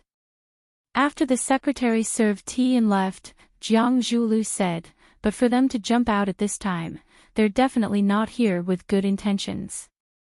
I'm afraid that they will demand an exorbitant price. We were stuck in traffic on the way here," Li Yun said. "They said that there was a series of car collisions ahead, and because they were afraid of delays, they had to take the subway to rush over. The military order is still stuck on the road and won't be here for a while. They asked us to start first and not wait for him." Jiang Zhuliu's expression darkened, and he said fiercely, "The Lan clan called just now. They said that they were also stuck on the road. I'm afraid that they won't be here for a while. Fang Yan has started to retaliate. Otherwise, how could it be so coincidental? Damn Du Qing." "Yes," Li Yun said, "Fang Yan has started to retaliate. Only he has such capabilities and guts." Jiang Zhuliu sneered and said, "It's hard for him to stop the three of us from joining forces, so he can only use such underhanded methods to obstruct us and create some difficulties for us, to embarrass himself. Is this just some underhanded methods?" Jiang Shangxin said with a cold expression, "We were stuck in the middle of the traffic, and we had no choice but to abandon the car and take the subway. We were molested on the subway, and even called the police for help. Just as we walked to the entrance of Longtu building, we saw the workers protesting against Longtu's previous overbearing contract, and the reporters were fighting to report on it. If this matter isn't handled well, Longtu Group's reputation will be tarnished. If we want to settle this matter properly, we have to satisfy those workers' exorbitant demands. If we satisfy them, what about the other workers?" Today, dozens of workers gathered at the entrance of Longtu building to protest. If your legal department agrees to their harsh conditions today, there will be thousands of people gathering at the entrance of Longtu building to protest tomorrow. Is this trouble just a small trouble to you? To encounter so many troublesome matters so early in the morning, I'm afraid that this collaboration, Shangxin." Li Yun shouted sternly and interrupted what Jiang Shangxin was about to say. She said, "Since it has already happened, think about how to settle it. What's the use of blaming each other?" Jiang Shangxin knew that her mother didn't want to see a dispute between her and Jiang Zhuliu, so she turned her face away unhappily. Jiang Zhuliu walked quickly to Jiang Shangxin and asked with a concerned look, "Molested on the subway? What exactly happened? Where is the person who molested you? I want him to suffer a fate worse than death." Li Yun took a look at Jiang Zhuliu and said, "All right, Zhuliu, the matter has already passed. We have already called the police, and the police will punish him. What we need to do now is to settle the matter that happened right under our noses." Jiang Zhuliu looked at Jiang Shangxin with a pitiful gaze, then turned around and said to Li Yun, "I will call the Lan family again. No matter what, the signing ceremony must be held as per normal." Li Yun raised her wrist and looked at her watch. She said, "The previously confirmed time has already passed. Let's see when they will be able to rush over. Let's choose another time." Jiang Zhuliu immediately called the Lan family's representative. Lan Ling informed him that they would need another half an hour to rush over, and he apologized repeatedly over the phone. Jiang Zhuliu comforted Lan Ling, hung up the phone, and said to Li Yun, "Let's sign at 11:30. We are fine with it." Li Yun frowned and said, "Get the assistant to give each of the reporters a red packet. Make it bigger and say more nice things. Also, get someone to call the media leaders who came today and ask them not to report negative news about Loan2 Group, report more positive news." "I understand." Jiang Zhulu nodded and said, Fang Yan knew about the Loan2 Group's misfortune, and he knew that this was Du Qing's doing. As a veteran local tyrant in Huaqing, it was very easy for him to make Jiang Junling and the rest suffer. It was too easy to cause a traffic jam. Once they knew the exact time of the signing ceremony, they could get their underlings to find out the route that the important figures of the Lan family would be driving on, and then create some trouble at key locations. These little tricks couldn't hurt anyone, but they were enough to disgust people. Furthermore, it made it hard for people to vent their anger. Everyone would feel very uncomfortable if such an incident happened on such a joyous day. The real killer move was still the trouble caused by the employees of Jiahua Electronics Factory. No matter how Jiang Zhulu and the rest solved this problem, they would only be losers. If they compensated those troublemakers, what kind of compensation would be given to the other factories that were acquired and the existing workers? One had to know that Loan2 had set up quite a number of contract traps for its expansion in the past few years.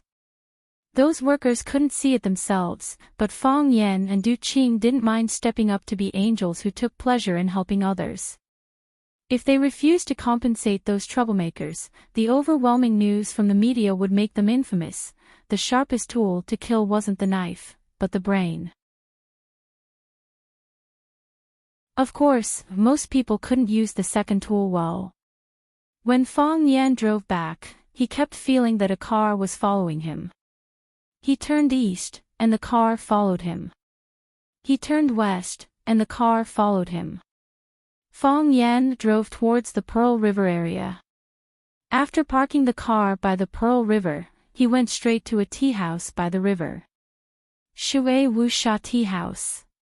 Fang Yan chose a table near the window and ordered a pot of Dongting Biluokan tea.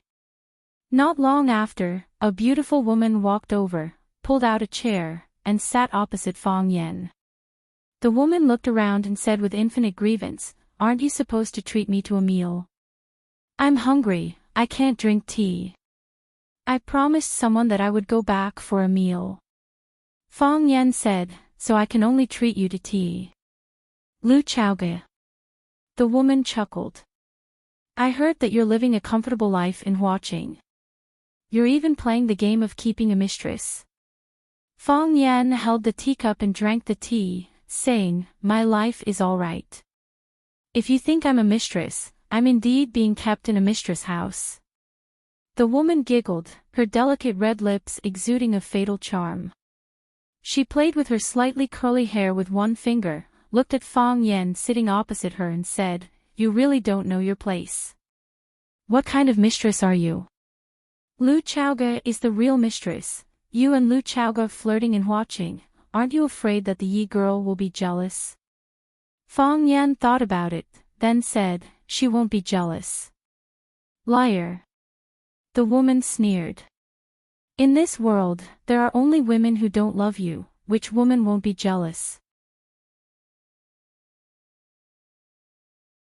Chapter 525. The girl's words weren't unreasonable. In this world, there were only women who didn't love you.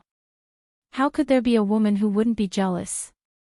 If a woman loved you wholeheartedly, then she would want your body to be hers, your heart to be hers, your house to be hers, your car to be hers, the diamond ring to be yours, and your bank card to be hers. Based on Fang Yan's understanding of Yi Ro, although she always looked like a calm and indifferent fairy, she was actually a little petty deep down. Not only was she brutal and violent, she also liked to hold grudges. Most importantly, she would definitely take revenge. If she knew that he was living with Lu Chaoge, she would definitely be secretly angry. When the anger accumulated to a certain extent, it would turn into a powerful bomb and explode. Fang Huohua would be beaten to death by her again. Moreover, Fong Yan knew that she definitely knew that he was living with Lu Chaoga, who asked him to have too many spies around him. Sometimes, Fong Yan would also reflect, Yi Ro had so many flaws, why did he agree to be her boyfriend? Even if she once hugged his thigh and begged him to be her boyfriend, he shouldn't have been soft-hearted and agreed. One's life was important, and he couldn't be careless. It wasn't like he didn't understand this principle, too soft-hearted. This was Fong Yan's evaluation of himself. Fong Yan looked at the girl sitting opposite him gloomily and said, "Why did you come to watching again?" "I came to see you," the girl said. "I was afraid that you weren't doing well, so I came to see, but after following you secretly for 2 days, I realized that you were doing better than I imagined. Since you see that I'm doing well, you should quickly go back." Fong Yan said, "Watching is in troubled times, don't get involved." "What? Is someone bullying you again?" The girl raised her eyebrows. Obviously, she didn't like to hear people bullying Fong Yan. "No." Fong Yan shook his head. "I'm bullying someone." "That's great." The woman almost jumped with joy. "Who is so lucky to be bullied by you?"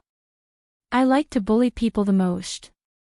"Fong Yan, let me help you bully people." Seeing Fong Yan smiling bitterly without saying anything, the girl said with a displeased expression, "So stingy." It was rare to find a fun game. Wouldn't it be better for everyone to play together? "I'm bored to death." Fong Yan looked at the girl's beautiful face with a serious expression and said softly, "For you, everything is just a game?" The girl's face darkened. She held the teacup and lowered her head to drink. When she raised her head again, her playful and joyful expression returned. She said, "Fong Yan, are you still blaming me? Blame me for not choosing you back then? Are you blaming me for not accepting your pursuit?" Fong Yan was extremely angry and said, "Do you know that there is a saying, young and ignorant, who didn't do a few stupid things when they were young? They thought that there were treasures in the ditch, that there was a dragon palace in the back mountain, that they jumped down from the top of a 3-story building with an umbrella, kicked their legs, and said that they knew Qigong. When they saw a woman with big breasts, they thought it was his first love." Fong Yan, the girl was so angry that the teacup in her hand creaked. It was as if the teacup made of porcelain could not bear the weight and could break at any time.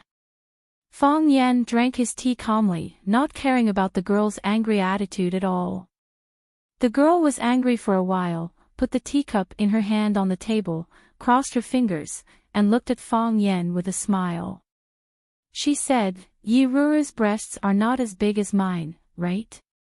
Puff, Fong Yan spat out the tea in his mouth and looked for a tissue to wipe his mouth in a panic. The girl looked at Fong Yan's embarrassment and giggled, as if she had gotten her revenge. Fong Yan wiped the water stains on the table and the corners of his mouth with a tissue. He stared at the girl angrily and said, "And Xiao Xiao, can you be serious? We are talking about our first love," and Xiao Xiao was the name of Phoenix. Fong Yan liked to call her by this name when he was angry. Of course, most people called her Phoenix Girl. "You were the one who didn't get serious first." The girl raised her nose slightly and said disdainfully, "You were the one who said that when he saw a woman with big breasts, he thought it was his first love, but you still can't compare with Yi Ruru." "Why can't I compare with her?" The girl asked back, "Isn't Yi Ruru a woman? Is she as big as my breasts?" "Fong Yan, how did you fall in love with Yi Ruru? Didn't you hate her the most in the past?" The girl looked at Fong Yan sitting across from her and said, "Do you still remember? Every time she beat you black and blue, she would tear off your arm and break your leg bones. Every time you fought with her, you would go to me to treat and bandage your wounds. You said you had never seen such a violent woman. You said she was the ugliest woman in the world. You also said that such a woman would never be able to get married. You said that even if you liked a pig, you wouldn't like Yi Ruru. Why don't you like a pig?" Fong Yan's expression was a little embarrassed. He said with a red face, "That was in the past. After I got to know her more, I realized that Yi Ruru was actually a good person. Although she was very violent, she was kind at heart. Although she always beats me black and blue, that's because I provoked her first. She tore off my arm and broke my leg bones, that was also to encourage me to make progress, hoping that I could achieve something in martial arts." "You man," the girl's smile was very bitter. She said, "You are all born liars."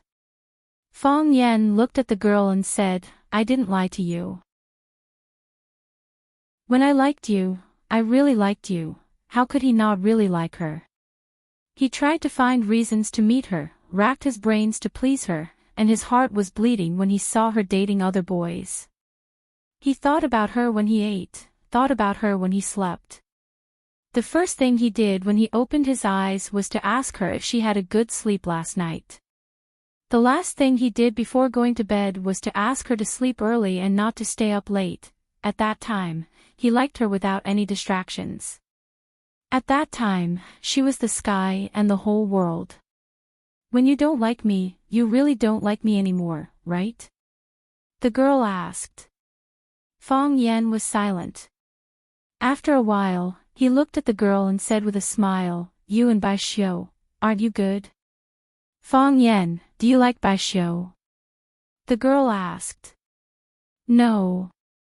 Fong Yan said straightforwardly, "Who would like their rival in love?" Pfft, the girl smiled charmingly. "You're such a straightforward fellow. You wouldn't believe me even if I said I liked him," Fong Yan said with a smile. "Bai Xiu is more handsome than you, more knowledgeable than you, and better at kung fu than you. That's why you don't like him, right? Yi Gentle is prettier than you, more elegant than you, and better at kung fu than you. That's why you said her breasts aren't as big as yours, right?" Fong Yan and Xiao Xiao, the two glared at each other fiercely, neither willing to admit defeat. After a while, Fong Yan moved his gaze away first and said, "You still haven't answered me. Why did you come to Flower City at this time?" "I already answered you. I thought your life in Flower City was miserable, so I came to see you. I didn't expect you to hide a mistress and live a better life than I imagined." I'll tell Yi Gentle when I get back. Do you think she'll believe you?" "Of course she won't believe me," the phoenix said with a proud expression, "but she'll definitely bear a grudge against me. She's already known. It's not scary for a woman to be smart, but it's scary for a woman to play dumb. It's one thing for her to know, but if I say it in front of her, 'Why are you doing this to me?' Because I hate you." The two each had their own thoughts as they sipped their tea. Their gazes were leisurely cast on the surface of the Pearl River. The breeze on the river was cool, but both of them felt a bit gloomy. It was as if something wanted to break out of their bodies, but couldn't break through their skin and flesh. It was extremely uncomfortable. On the river, there were cruises full of tourists, as well as single-person ferries. They were the scenery for the customers, and the tea houses were also the scenery for them. At this time, Fong Yan's gaze met with a man's. It was a very strange pair of eyes. They were very gentle, but they contained a powerful force. Coming into contact with them was like being punched in the eye socket. His eyes were sore and swollen, and tears flowed down his face. Unleashing one's martial prowess was a madman. Fong Yan didn't like this feeling, so he looked for that pair of eyes again. He quickly found his target. It was a passenger on a canoe. The man wasn't tall, and he was slightly chubby. His hair was very short, so short that it was next to his scalp. He was wearing a set of brown sportswear, and he looked extremely inconspicuous at first glance. However, Fong Yan just happened to know that this person had the aura of a dragon and the aura of a tiger.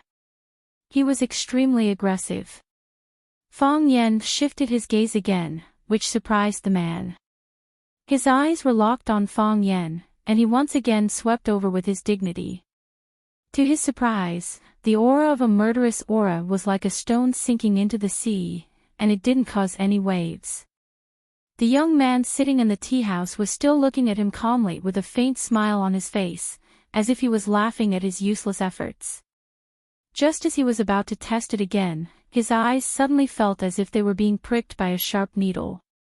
He covered his eyes with both hands, and his body retreated repeatedly. The man knew that he had been sneak attacked by the young man. He had just used a visual attack on the other party, and the other party had also used a visual attack on him. Visual attack. That young man actually knew how to use a visual attack. The man didn't get angry. Instead, he laughed. After rubbing his eyes, he once again walked to the edge of the canoe, and used the body freezing technique to stop the boat from moving on the river. He directly shouted towards the tea house, "The lady in red on the second floor, would you accompany me on the boat to enjoy the scenery?" Phoenix had long since discovered the flirtatious glances between Fong Yen and the strange man on the canoe. Hearing him shout towards her, and the fact that she was the only lady on the second floor, and she just so happened to be wearing a red dress, she couldn't help but become angry. In a tender voice, she scolded, "Who are you talking to if I poke out your dog eyes?" Chapter 526. With you, of course. Seeing Phoenix's anger, the man didn't seem to mind at all and continued to boast shamelessly. "The only person who can catch my eye on both sides of the Pearl River is you. Would you be willing to give me face and take a boat to the west to see the scenery on both sides of the river?" "I'm not interested in watching the scenery with you," Phoenix said with an unfriendly expression. This was the first time she was being teased in public. In the past, it was always her who teased others, like Fong Yen. "Miss, you're not giving me any face," the strange man on the boat laughed and said. The strange man on the boat chuckled and said, "Miss, why don't you discuss it with the pretty boy opposite you? Maybe he'll agree to my request. Let your mother accompany you," Phoenix cursed. As she spoke, she had already thrown the teacup in her hand. Whoosh, the teacup jumped out of the window, pierced through the air, and smashed towards the man's face with a whistling sound. As fast as a meteor, it arrived in the blink of an eye. Paw! The man grabbed with one hand and the teacup landed in his palm. He drank the remaining tea in the cup in one gulp, greedily kissed the rim of the cup, and loudly praised, "Good tea, fragrant tea. Good tea, fragrant tea." "You pervert!" Phoenix grabbed the teapot and was about to throw it at the man again. "The tea has been drunk, the teacup is returned." The man flicked his finger and the teacup flew back at an even faster speed. Paw! Phoenix slapped the teacup away with her palm. Before it could reach her face, she had already used her internal energy to slap it away. Splash! The teacup lost its momentum and fell into the Pearl River in front of her. She wouldn't touch something that had been used by others, and the man had even kissed the rim of the teacup, which made her feel even more disgusted. The man laughed and said, "Miss, you're so irritable. I'm afraid your inner fire is rising, and your yin and yang are not in harmony. I have a side that can cure you. Would you like to try?" This time, not only was Phoenix's expression embarrassed, but even Fong Yen was furious. He casually threw the teacup in his hand over. The teacup was filled with tea, and it spun rapidly like a top as it flew towards the man's face. "I'm not interested in a man's teacup." As the man spoke, he reached out to slap the teacup that Fong Yen had thrown at him away. Paw! When the strength of his palm came into contact with the rotating teacup, the teacup suddenly exploded. The shards of the teacup shattered and shrouded the man's body.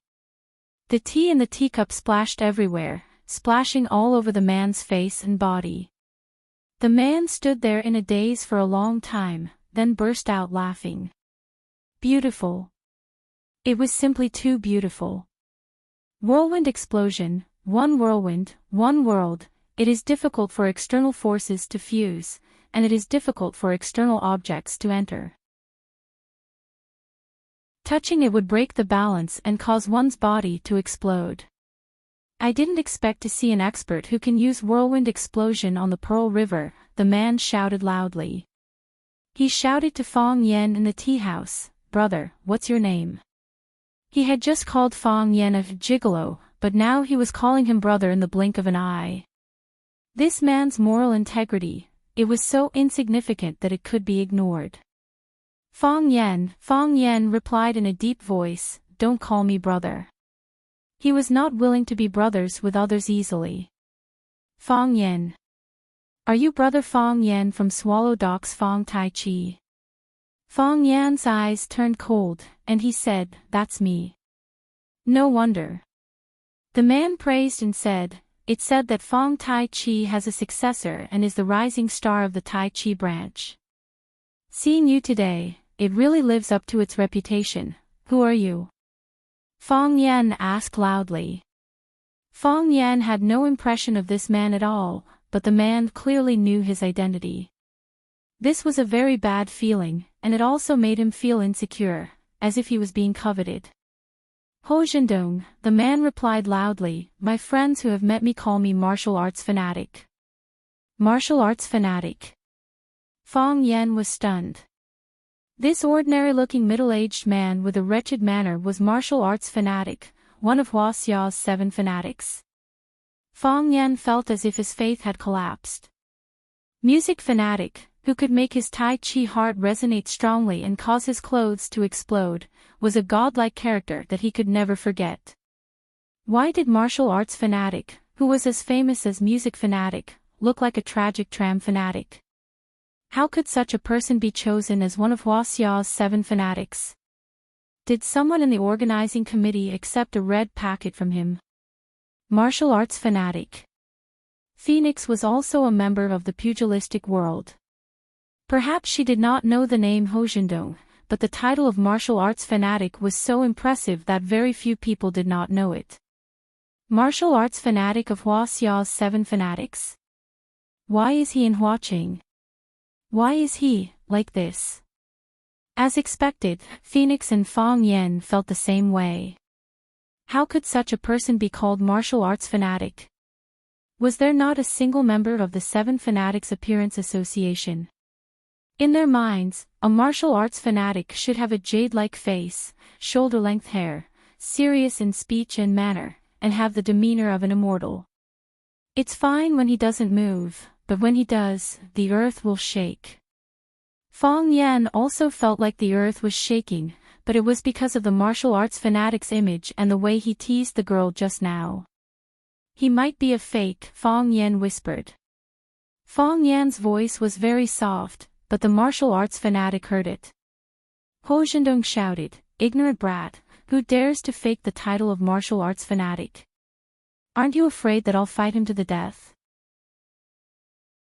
"Senior martial arts fanatic is right," Fong Yan shouted. "It's my great honor to meet Senior today. If there's a chance in the future, I'll invite Senior for tea again." Fong Yan grabbed Phoenix's arm and said in a low voice, "Let's go." Saying so, the two of them prepared to slip out of the tea house. "Brat, don't go," the martial arts fanatic shouted. "An invitation is not as good as a chance encounter. Since we're meeting at the edge of the Pearl River, how could we not have a good fight? Stay, let's spar." "Senior, unfortunately, my wife is giving birth in the hospital today." While speaking, Fong Yan had already left his chair and ran towards the stairs. "Fong Yan brat, don't go." The martial arts fanatic was furious, shouting Fong Yan's name, wanting him to stay. How could Fong Yan dare to stay? He only wanted to leave this place as soon as possible. The martial arts fanatic was famous mainly because of his obsession with martial arts. It's said that the martial arts fanatic became famous at a young age, then began to travel everywhere to challenge others. As long as he takes a fancy to an opponent, he'll find a way to make them fight. In order to stimulate his opponent's fighting spirit, he'll even use some very dishonorable methods. For example, when he teased the Phoenix just now, he must have thought that the phoenix was Fong Yan's girlfriend, so he directly set his target on the phoenix. Fong Yan, the opponent that he had his eyes on, would naturally be enraged for the sake of his beauty and jump out to fight with him for 300 rounds. Moreover, he'll be full of anger, so he'll definitely not show mercy. Unexpectedly, before Fong Yan could make a move, Phoenix already couldn't help but throw a cup at him. The martial arts fanatic loved to fight all his life, and those who fight are sure to win. Out of over 1,000 challengers, he only lost once. He only lost to the old drunkard Mo Qingdi at his peak. Even his teacher who taught him was defeated after he left for 10 years, and has since gone into seclusion. Some said that he was angered to death by his disciple, while others said that he was painstakingly researching new moves to defeat his disciple. But until now, he still hasn't succeeded. There are many rumors, but no one knows which one is the real situation. What Fong Yan didn't expect was that he just came to the riverside to drink a cup of tea, meet a wretched uncle, and then run into one of the legendary 7 addicts of Huaxia, the martial addict. As long as it's an opponent that the martial addict takes a fancy to, he won't be able to avoid him. He'll always follow behind you, and make all kinds of provocative moves. Now, Fong Yan is running into such a person. Just as Fong Yan ran to the stairs, he heard a whistling sound behind him. Fong Yan didn't even turn his head, and struck out with his palm. Crack, with a crisp sound, the wooden board was smashed into pieces by Fong Yan. The martial addict actually kicked out a wooden board, using it as a weapon to stop Fong Yan from leaving. At the same time, he kicked another 2 boards into the water, and with a leap, he stepped onto the wooden board. Paw, paw, paw, his toes touched the floating board, and he crossed the river, leaping up to the 2nd floor of the tea house. His movements were rapid, and his body was like a dragonfly skimming the water. At the same time that Fong Yan smashed the board, he had already rushed to where Fong Yan was sitting, and looked at Fong Yan mockingly, saying, "Little friend Fong Yan, are you really in such a hurry to leave?" Fong Yan and Phoenix had to stop. Fong Yan turned to look at the martial addict, and said, "Senior Ho, why are you in such a hurry to go upstairs?" "Fight with me," the martial addict said. "I want you to fight with me. Since you know who I am, you should know that this is the only thing I want." "No problem," Fong Yan readily agreed. "Really?" The martial addict was overjoyed. "When and where?" 10 years from now, at the Shui Wuxia tea house, I'll see you there," Fong Yan said heroically. "A gentleman's promise is worth 1,000 gold. How could I lie to you about such a serious matter?" "Where is Shui Wuxia?" the martial addict asked. Fong Yan looked at the martial addict in shock. Shouldn't his focus be on why the duel is 10 years from now? The martial addict finally thought of this and angrily said, "Ignorant brat, you've wronged me again. Why is it 10 years from now?" "I can't beat you right now," Fong Yan sincerely said. "You are the famous 7 addicts of Huaxia. I don't think I'm a match for you at all." The martial addict smirked and said, "It's just a lowly name, not worth mentioning. Don't take it to heart, a person's name is like a tree's shadow." Senior martial addict is famous throughout Huaxia. The number of combatants that have lost to you is uncountable. Fong Yan is still young, how could he be a match for Mr. Martial Addict?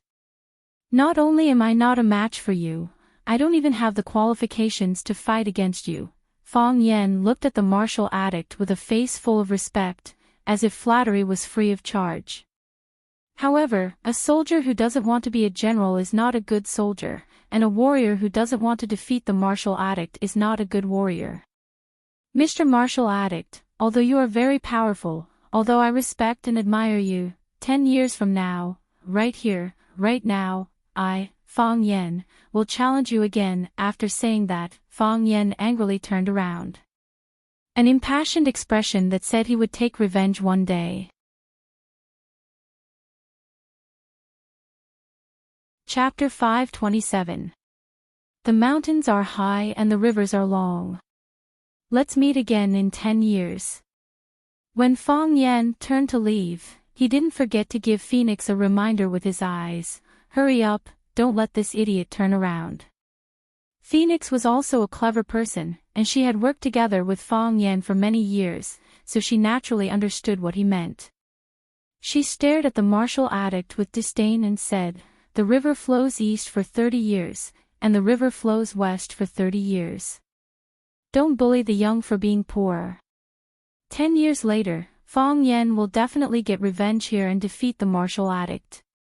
What a good young man. The martial addict thought in his heart. He was almost moved by this young man. Although he clearly knew his own strength and clearly recognized the gap between them, he didn't give up nor was he depressed. He had a dream in his heart and was motivated to fight back. 10 years later, at this time and place, he would challenge himself again. Wait, why was it still 10 years later? Bastard! The martial addict was so angry that he slapped the wooden table, and the teacup on the table flew towards Fong Yan's back. The teacup moved in a straight line, generous, neutral, and peaceful, just like the most ordinary teacup containing the most ordinary tea. The strange thing was that there was no tea waiter bringing the teacup in the middle. The teacup was silent, but it contained a great deal of lethality. Fong Yan had fought with countless strange people, and he was very clear that the simpler a move was, the more complicated the truth was. If you couldn't understand the truth behind it, you couldn't take these moves. Those extremely gaudy moves, on the other hand, didn't have that much lethality. Because those complicated moves were a waste of chi and also a waste of strength. For these top experts, strength was like eating, and not a single grain of rice could be left. This move was similar to the spinning explosion that Fong Yan had just used. It perfectly combined chi and strength, and then transformed it into a more aggressive move. The difference was that the cup that Fong Yan threw needed to rotate to maintain the balance of chi and strength, and maintain an independent world. It was not disturbed by the attack of external forces or objects. But the cup that the martial addict threw with his palm moved in a straight line, and achieved the balance of chi and strength without the need to rotate. It was obvious that this was a level higher than Fong Yan's. Skyline. One line as the heavens, the Tao of nature. Fong Yan took a step forward with his right foot, his upper body swaying non-stop, as if he was drunk and unable to stand steadily. His upper body ran 11 circles in an instant before he managed to avoid the teacup's attack. Kacha, the teacup smashed into the wall, but the tea in the teacup seemed to have disappeared into thin air. Not a single drop spilled out. In fact, when the martial addict slammed his palm on the table, the tea in the teacup had already been evaporated by his majestic and turbulent chi. What was flying in the air was just an empty teacup. Beautiful. Nice hiding. The martial addict burst into laughter and said, "How many years has it been?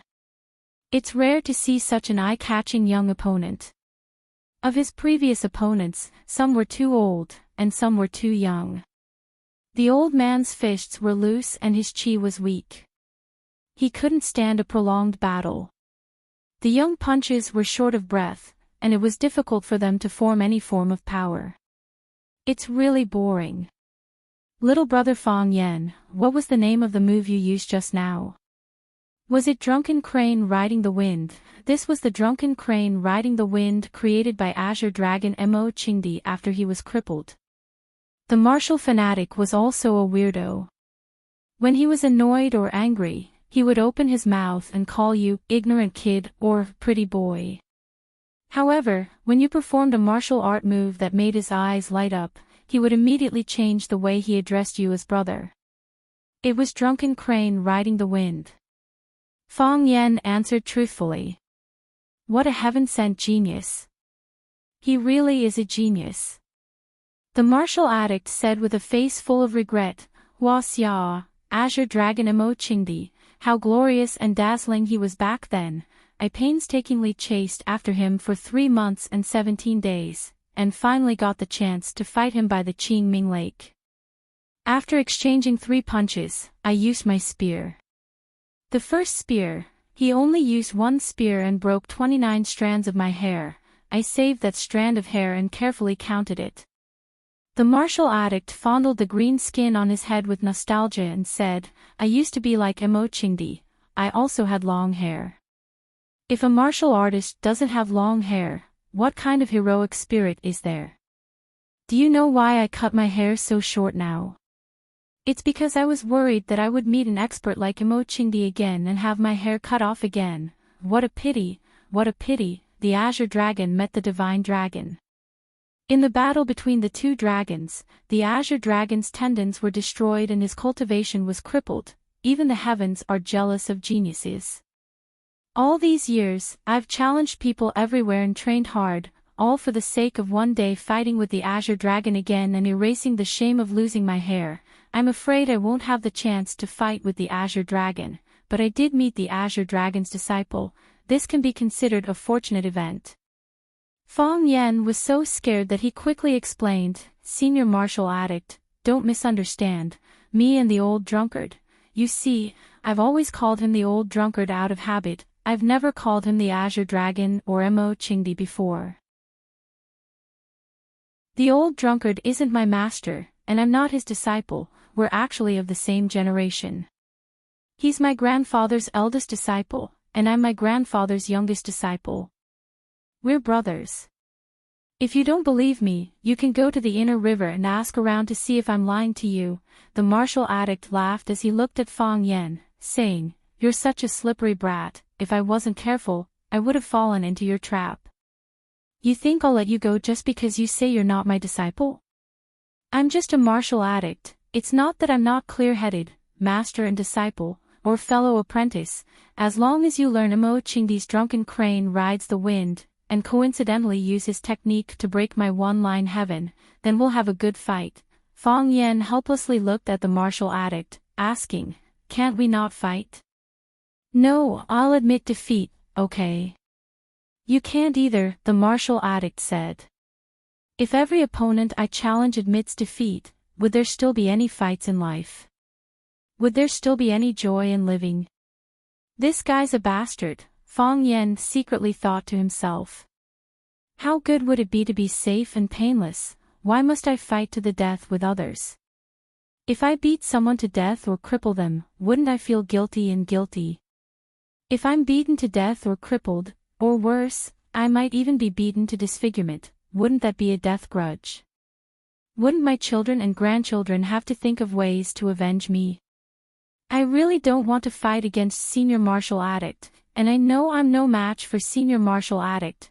Fang Yan hesitantly said, How about I just stand here and let Senior Martial Addict beat me up? If I want to spar, it won't be one-sided violence. That would be equally tasteless. The martial addict was also a bit hesitant, thought for a bit, then said, How about this? I'll give you a question. If you can solve it, I'll let you go, and we'll call it a day. Really? Fang Yan was secretly happy, then said, Don't give me a question from the 4 books and 5 classics, or the Book of Taoism. I'm not familiar with those. Of course not. The martial addict waved his hand and said, Martial artists naturally have to take a martial test. Who would do such a scholarly thing? The martial addict thought for a bit, then picked up a teacup from the table, picked up the teapot, and poured water into the teacup. When the teacup was full, the martial addict put the teacup in his palm, lightly flicked his finger, and the teacup flew towards Fang Yan. This time, it was flying in a whirling manner, or rather, flying. Because its speed was very slow, it was as if there was a remote control controlling its flying rhythm. The teacup that was filled with tea stopped in front of Fang Yan, but it still maintained its spinning posture. Like a living creature. Phoenix was shocked, standing next to Fang Yan. She whispered, This old monster's inner energy is unfathomable. This fairy flower offering move is very difficult to perform unless you've mastered Qigong. You must be careful. The martial addict was a fairy. The the spinning teacup in front of Fong Yan's chest, and the tea in the teacup that didn't move or even ripple was the flower offered by the fairy. This flower wouldn't bring fragrance to people, but it could take away people's lives. Therefore, this flower was also called the Yama flower. Fong Yan was silent, as if he didn't hear what Phoenix said, his eyes staring at the spinning teacup in front of him. His legs trembled lightly, and his body swayed once again. Sometimes fast, sometimes slow, as if someone was constantly attacking him. It wasn't someone else attacking him, it was this Yama flower that kept attacking him. The Yama flower was a barrier that the martial addict had poured a huge amount of strength into, and it was skillfully cast by him. It catered to the direction of the wind, fused with the airflow, and guided by the power of nature, and maintained its spinning state. Once the direction of the wind changed, the airflow increased, or it was attacked by an external force, it would explode. The martial addict laughed as he looked at Fong Yan, and said, "Fong Yan, you brat, as long as you can pick all of this flower, and the water doesn't ripple, you'll pass today's question, shameless." Phoenix's temperament was extremely elegant, and she cursed, when picking the flower, of course it would touch the cup, and when touching the cup, how could the water not ripple? "You're purposely making things difficult for us, ahahaha," the martial addict laughed, and said, "Little girl is right, I'm indeed making things difficult for you." Not only that, while the martial addict was still talking, his figure suddenly disappeared. A shadow flashed, and when he reappeared, he was already clutching Phoenix's neck. "In order to add a bit of entertainment, we should add a bit more stakes to this match. If he can't solve this question, I'll break your neck. Wouldn't that be a lot more fun?"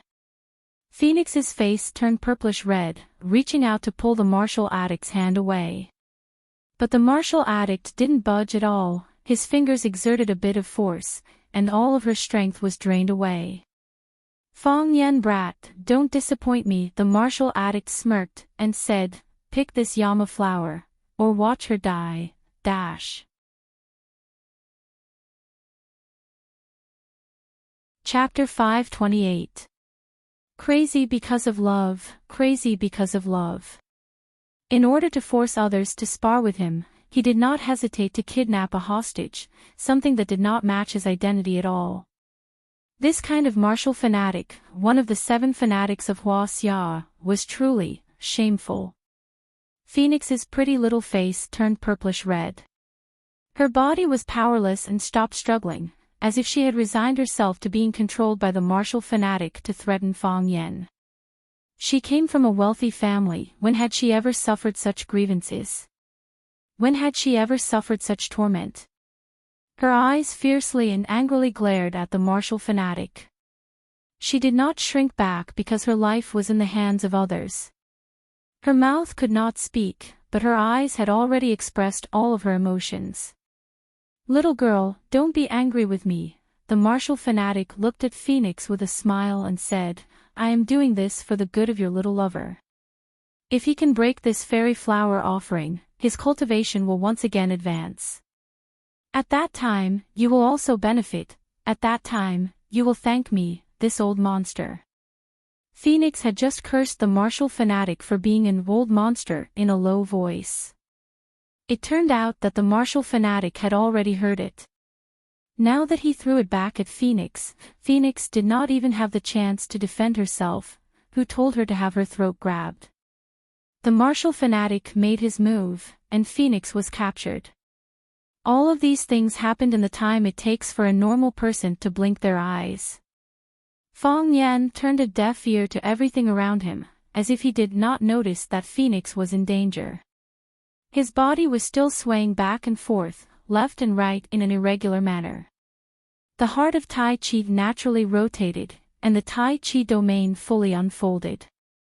When the flower of the fairy flower offering appeared in front of Fong Yan as a more intuitive red line, Fong Yan could clearly see the picture of the rotating cup. The rotating cup was a straight line, but because the speed of the rotation was too fast, it looked as if those lines were in a completely still state. Not only was the cup rotating, but even the tea inside the cup, which did not look like there was a single ripple, was also rotating. The lines of the tea were dynamic and looked like undulating waves. Then, here came the problem. The problem set by the martial addict was to make Fang Yan keep the water still while picking the yama flower. The tea itself was rippling. When one's hand touched the edge of the cup or the body of the cup, it would only ripple more violently. How could one keep it still? It goes against the laws of physics. However, if he couldn't do that, how could he distinguish the difference between top-notch experts and ordinary people? If they couldn't go against the principles of martial arts, how could those martial gods and martial fanatics happily pretend to be pretentious?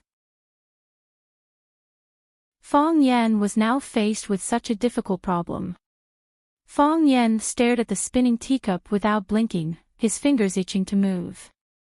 He wanted to reach out and catch the teacup several times, but he resisted the urge to do so. He knew that the time was not right. If he dared to make a move, this ordinary teacup might turn into a powerful bomb. The pieces of the cup would turn into sharp daggers, and even the tea inside the cup would become indestructible steel nails.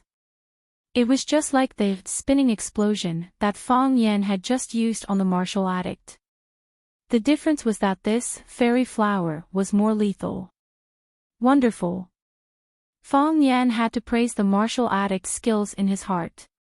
Just like the same writers, some of them wrote extravagant articles that made people salivate and smell fragrant, such as Love of Lotus, Epigraph of My Shack, and Peach Blossom Spring. Some of them wrote dull and boring articles, such as The Genius Doctor and King of Fire. In the eyes of Fang Yan, the martial addict's fairy flower was equivalent to those famous works written by great masters. It was calm on the outside and dangerous on the inside, and it was well-rounded and well-balanced. The strength was balanced, and the qi was used exquisitely. A little more would be too heavy, and a little less would be too light. Compared with his spinning explosion, it was like the difference between The Genius Doctor and Peach Blossom Spring. Fang Yan was fascinated, not only to solve the problem, but also to appreciate the unique skill. Seeing Fang Yan's happy eyes and thoughtful expression, the martial addict's expression became strange. This kid is a little interesting. As time passed, the teacup in front of him was still spinning, and Fang Yan's body was still swaying like a drunken crane riding the wind. However, apart from a layer of fine sweat on his forehead, he did not make any move to solve the problem. Moreover, his eyes were getting brighter and brighter, and his expression was getting more and more excited. It was as if the rotating cup in front of him was a peerless treasure cup, and he only needed to stretch out his hand to grab it. Phoenix was confused, and there was a little annoyance in her heart. This idiot, I'm being kidnapped, and you're still laughing like a fool like you've won the lottery. Is the first love not human? Does the first love not have human rights? The smile on the martial addict's face froze, and his gaze on Fang Yan became more and more serious. This guy is stronger than I thought. Dong dong dong, the sound of heavy footsteps could be heard. The red-robed waitress quickly walked up the stairs and asked, "Sir, did you break something?" She looked at the spinning teacup in front of Fang Yan in surprise, and forgot why she came upstairs. What's with that teacup? Is this a magic competition? Also, what's with that fatso strangling that beautiful girl's neck? As a dedicated teahouse worker, shouldn't he call the police at this time? Phew, Fang Yan let out a deep breath. His body straightened, his feet stood still, and his upper body stopped shaking. Crack, the teacup in front of him stopped spinning, fell to the ground and shattered. Fang Yan looked at the martial addict and asked, "Senior martial addict, my friend and I, can we leave now?" The martial addict let go of Phoenix's neck, but his eyes were still staring at the shattered teacup on the ground. It was as if the teacup had shattered into a flower again. Fang Yan pulled Phoenix in front of him and asked with concern, "Are you okay?" Phoenix covered her neck, coughed a few times, then shook her head. I'm fine. Her eyes looked at Fong Yen, then at the martial addict who had fallen into a trance, not understanding what happened between the two of them. If there's nothing else, Fong Yen grabbed Phoenix's arm and said, let's go back. Phoenix nodded obediently, not even refusing Fong Yan's grip on her wrist. As the two of them walked down the stairs, Phoenix couldn't help but look back again. The martial addict was still in a trance state, as if something incomprehensible had happened in front of him. However, nothing strange had happened. After Fong Yen paid the bill at the front desk, the two of them walked out of the waterless tea house. Phoenix took a deep breath of the salty and humid air outside, feeling a lot more relaxed. In front of Fong Yen and the martial addict, she had always been under a lot of pressure. When the two of them were competing, it wasn't just a competition of strength, chi, but also a competition of presence. As the two of them continued to increase their presence, the pressure they exuded also became heavier and heavier. Even after spending so many years with Fong Yen, she still couldn't quite get used to it. Phoenix looked at Fong Yen and asked with a puzzled expression, did you pick the Yama flower? There's no such thing as a Yama flower, so why bother picking it? Fong Yen asked with a smile. What do you mean? Phoenix was confused. The cup of tea that the martial addict gave us just now, wasn't it a flower from a fairy? The martial addict is the martial addict, and the martial addict is not a fairy. Tea is tea, it can't grow a flower. Fong Yen shook his head with a smile. We remove the complexity on the outside, remove the color on the surface, and only look at its most essential thing. It is a cup of water. I don't understand. Phoenix said with some annoyance. Although she was proficient in martial arts, she was far from being comparable to young geniuses like Fong Yen and Bai Xiu. Compared to Yi Rou, she was far behind. This was also the reason why she found it hard to refute Fong Yan's claim that her martial arts were not as good as Yi Rou's. Fong Yan chuckled and said, the mountain is the mountain, the water is the water, the mountain is not the mountain, the water is not the water. Most of the martial artists are stuck in this second stage, unable to move forward, and their lifetime achievements stop here. The martial addict has entered the realm where the mountain is still the mountain, the water is still the water, but because of the barrier of knowledge, he complicates things, so he came up with such a seemingly difficult but actually very simple problem. How is it difficult and how is it simple? Phoenix was very anxious. These two guys were talking in silence, and as a bystander, she was so anxious that her heart was itching. He set a trap in this question. The cup of water seems to be motionless, but in fact, it is flowing very fast, and the whirlpool is turbulent. As you said, as long as the hand touches the cup, it will inevitably cause the water to ripple. Moreover, the cup and the water form a world of their own, and it will explode upon contact. It is impossible to reach out to pluck the Yama flower and ensure that the water in the cup will not ripple, unless the heat in it is extracted and solidified into ice. But that is contrary to the test question. Because what the martial addict wants is water. If it solidifies into ice, it will fall into another trap set by him. But, I didn't see the water in the cup move, Phoenix said. Right. Fong Yan snapped his fingers and said with a smile, you didn't see the water ripple, and I also said that I didn't see the water in the cup move. Then, does it prove that the water in the cup has not moved at all?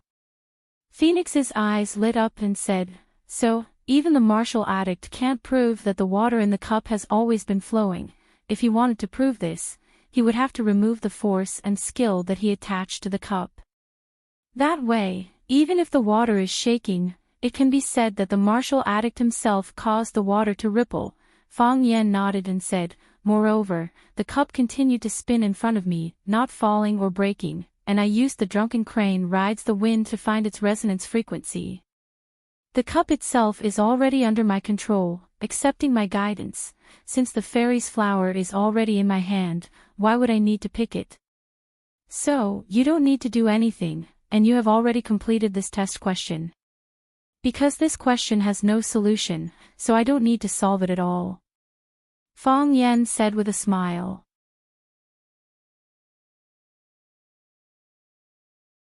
Chapter 529. Phoenix was very happy for Fong Yan and grinned for a while. Phoenix felt sad for herself. She found that they were not on the same wavelength at all. The martial addict casually throwing out a cup was the legendary flower offering from a fairy. Fong Yan's body swayed, and he actually solved this century-old problem. Were these two fairies? What ulterior motives did they have in coming to the human world? The world of martial arts is really obscure and profound. Phoenix sighed. She had a feeling that she had more than enough but not enough strength. As the daughter of a wealthy family, she had already put in enough effort and had been gritting her teeth to keep up, but she just couldn't be like Fong Yan and Yi Ro, who could easily step into another small world. She was still bitterly searching in the outside world but couldn't find a way to enter. Fate was biased towards her, but how unfair was it to her? Fong Yan smiled and looked at Phoenix. You can clearly rely on your face to make a living, why must you rely on your talent? You can't even live a good life. You just have to learn how to stretch tendons and wield knives and sticks like us, why bother? I'm willing. Phoenix raised her beautiful face and looked at Fong Yan with a smile on her face. She really liked what Fong Yan said when he said, I can obviously rely on my face to make a living, and said, why do you care? I don't care. Fong Yan smiled and shook his head. He took out the key from his pocket and pressed the unlock button. I'm going back. Goodbye. After that, he opened the door and prepared to leave. Hey, Phoenix shouted from behind. Fong Yan turned to look at Phoenix and asked, is there anything else? I haven't had lunch yet. Are you really not going to treat me? I'm going back. Fong Yan said with a smile, you should go back too. Watching doesn't suit you. Fong Yan waved his hand and slowly drove the BMW away. Looking at the gradually disappearing car, the smile on Phoenix's face froze. Her eyes were filled with sadness. She took out a pack of lady cigarettes from her pocket, took one out and put it in her mouth. She took a deep breath into her lungs and then gently exhaled. Not only did he not feel relaxed, but his heart felt even heavier. It was as if there was something pressing on his chest. It would be great if it could be like smoking, the Phoenix said faintly. She did not leave. Instead, she turned around and returned to the tea house. Phoenix walked to the second floor again. The martial addict was still squatting in the same place, looking at the broken pieces of the teacup on the ground. The waitress in red looked at him with a puzzled expression. She missed the fact that he was a madman, but she felt that his madness was not too obvious. Phoenix patted the waitress on the shoulder, indicating that there was no need for her to stay. After the waiter left, Phoenix walked to the martial addict's side and squatted down. She didn't say anything and looked at the broken pieces of the cup. Do you understand? The martial addict asked. I don't understand.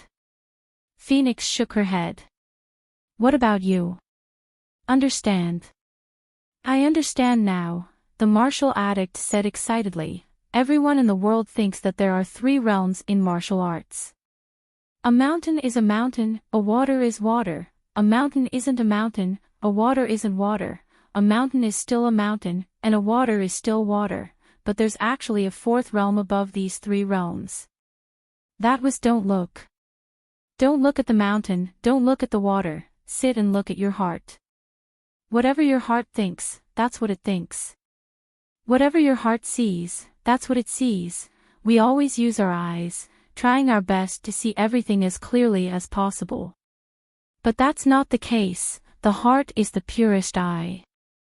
Otherwise, why is there a phrase called mind's eye? Congratulations, the martial addict sincerely congratulated him. For these martial artists, every time they climb a mountain, it's the same as regaining a new life. The previous life doesn't die, it's just entering another stage. Some people only have one life in their entire lives, but some people are able to continuously train, continuously pursue, to experience the wind and moon, to experience the wind and dust, to reach the end. This kind of saying is a bit profound. The simple version is that when you don't have any money, you can only live the life of a beggar. This is your life, your life. But when you have $100 in your pocket, you can live $100 life. When you have 1,000,000 RMB in your bank card, you can live 1,000,000 RMB life. When you become the richest person in the world, you can live the life of the richest person in the world. No matter what social class or social circle, money has already divided people into different levels. You can choose not to accept it, but it really exists. The same principle applies. When Feng Yan obtained the heart of Tai Chi, he entered another world. He achieved a new self. Now the martial addict was standing at the door of a new world. He couldn't figure it out, so he continued to think. When he figured it out, the golden door suddenly collapsed, welcoming his arrival. Thank you. The martial addict finally stood up, walked back to the window, and sat down, saying, "Little girl, come and have a cup of tea with me." The martial addict didn't refuse. She walked to the opposite side of the martial addict and sat down. She took the initiative to wash the cup, poured a cup of warm tea, and brought it over. The martial addict drank the tea in the cup, looked at the phoenix and asked, "You don't want to?" "Why would I not want to? If you are willing, you won't come back." The martial addict smiled and said, "The writer is not willing, so he will rewrite the story he has written. The painter is not willing, so he will tear up the work he has painted and redraw it. The martial artist is not willing, so he will practice the fist technique he has written before again. The woman is not willing, so she will want to choose again." The phoenix laughed and said, "You are not a martial addict, you are a love addict. When you love something to the extreme, you will become a love addict." The martial addict said calmly, "You can see my love, and I can see your love, can he see it?" The phoenix asked. "He pretends not to see it." The martial addict said, "The atmosphere in the meeting room was very heavy. No one spoke, and everyone held their teacups and drank tea, as if drinking tea was the most important thing in the world." Jiang Shangxin lifted her head and scanned everyone's faces, but accidentally met with Jiang Junling's gaze. It was too late for Jiang Shangxin to avoid it. Just as she was about to say something to liven up the atmosphere, the corners of General Ling's lips curled up into a smile. He looked at Jiang Shangxin and said, "Shangxin, do you think that I'm in a pathetic state? Sorry state? How is that possible?" Jiang Shangxin smiled and shook her head.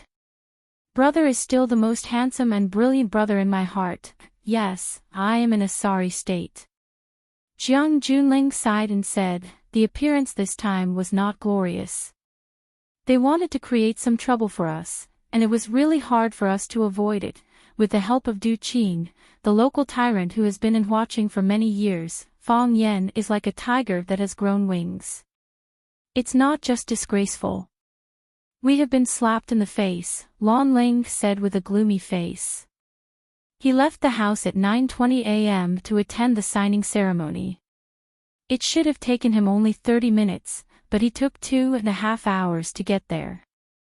By the time he arrived at the meeting, the auspicious time chosen by the old master had already passed, and the meeting could only be postponed. What was even more embarrassing was that they were holding a meeting inside to announce to the media that they would invest heavily in Longtu Group. They were extremely confident in the future performance and the market of Longtu Group, but there was a group of workers making a ruckus outside. Even though they had given the reporters a lot of money and greeted the leaders of the various newspapers, did they really think that the dirty work had been cleaned up? The secretary knocked on the door and walked in. He looked at Jiang Zhulu with a serious expression and said, "Boss, there is already news of the workers making a ruckus online. Which company released it?" Jiang Zhulu asked fiercely. "Watching News Network." The secretary answered.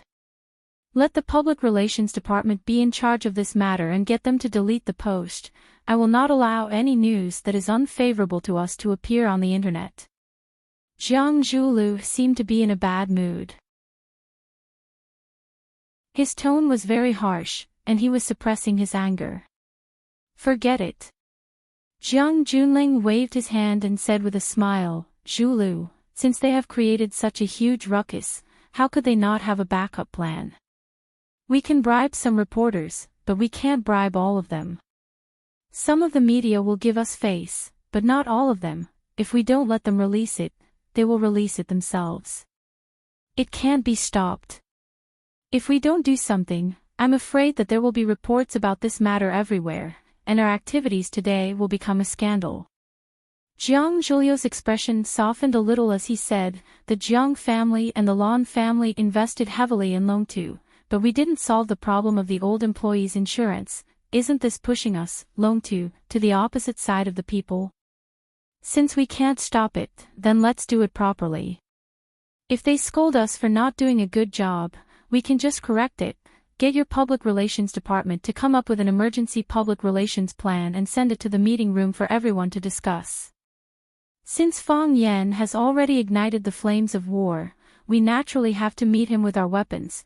Don't be impatient for momentary gains and losses. We only need to win once, win the most important one, and that will be enough." Jiang Zhulu returned to his original seat and said with a smile, "Young master is still able to keep his composure. I've been so angry that I've become muddle-headed by those B******'s consecutive moves today." Jiang Junling smiled and didn't say anything else. He knew that with Jiang Zhulio's intelligence, how could he not be able to solve the problem that was happening before his eyes? Hiding his incompetence while showing off his wisdom to the people around him, only such a cooperative partner was a smart one. Li Yun finished looking at the report in her hand, frowned and said, "If we only give some compensation to those workers who are causing trouble outside, this amount of money is insignificant to us. But I'm just worried that after the problem here is solved, the other workers will also get the same or better treatment. When that time comes, it will be an astronomical figure." "He's trying to take us down," Jiang Junling said with a smile.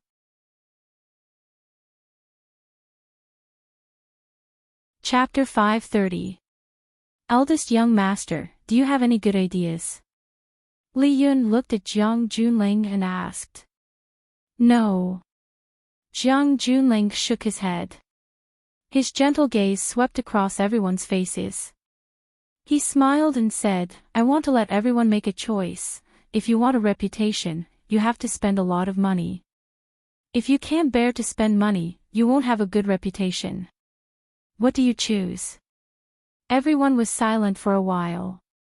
Jiang Zhulu was the first to speak. He said, "Eldest young master, we're sitting here to solve this problem. My mind is in a mess. I can't think of any good ideas in such a short time.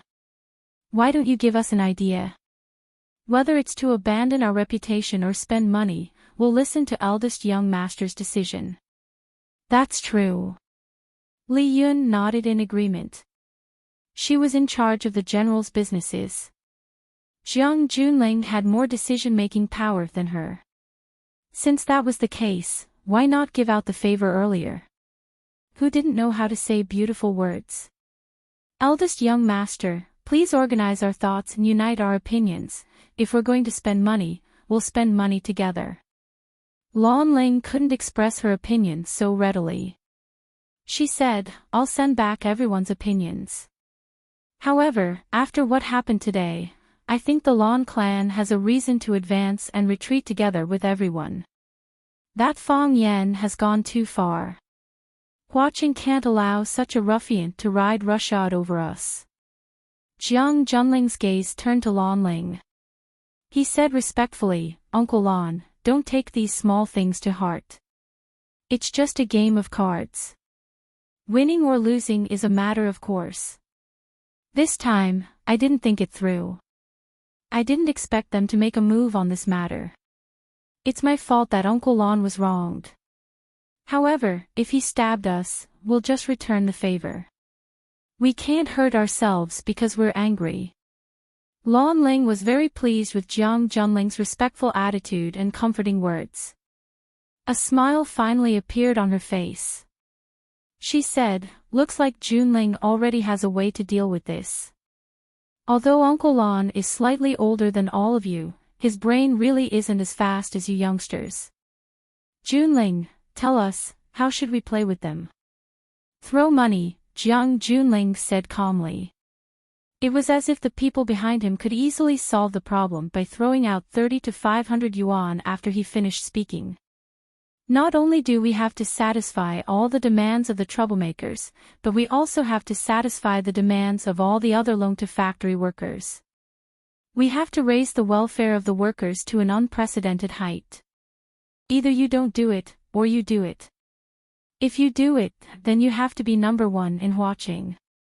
Isn't this the attitude that an outstanding company should have towards its employees?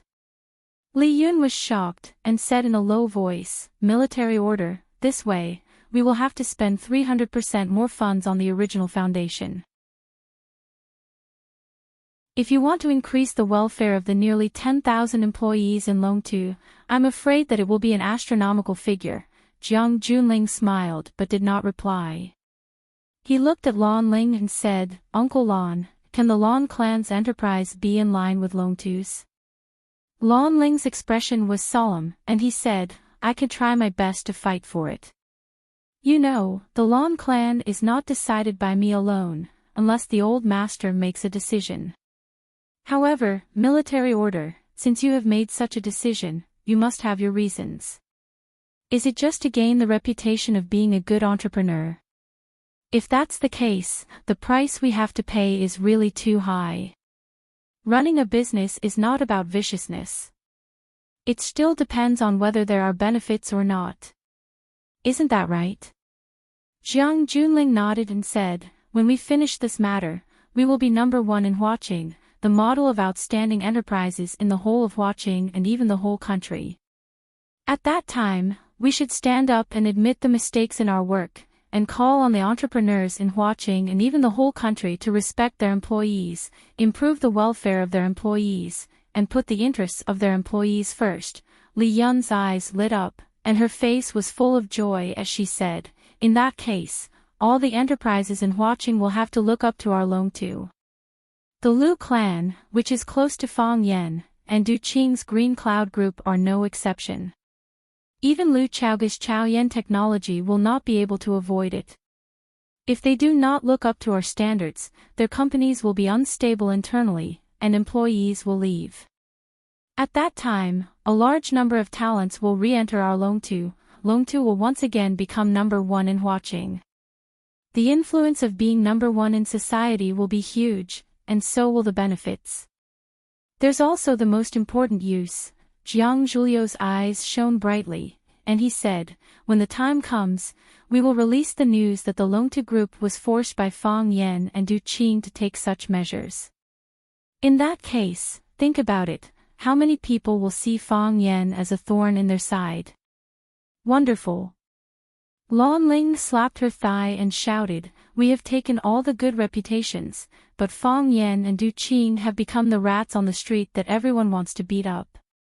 Those entrepreneurs who have no choice but to cut off their flesh for their employees because of their conspiracies, they can't wait to ruthlessly tear off a piece of flesh from Fang Yan and Du Qing, right? Putting other places aside, I'm afraid that they will be isolated by the entrepreneurs in Huaqing." Wonderful, this move is really too wonderful for words. The saying that a child should be like Jiang Junling is indeed true. He easily and calmly solved the problem of their killer move, and even conveniently stabbed them in the heart. In this case, the money spent was worth it. No, it's worth it. It's worth it.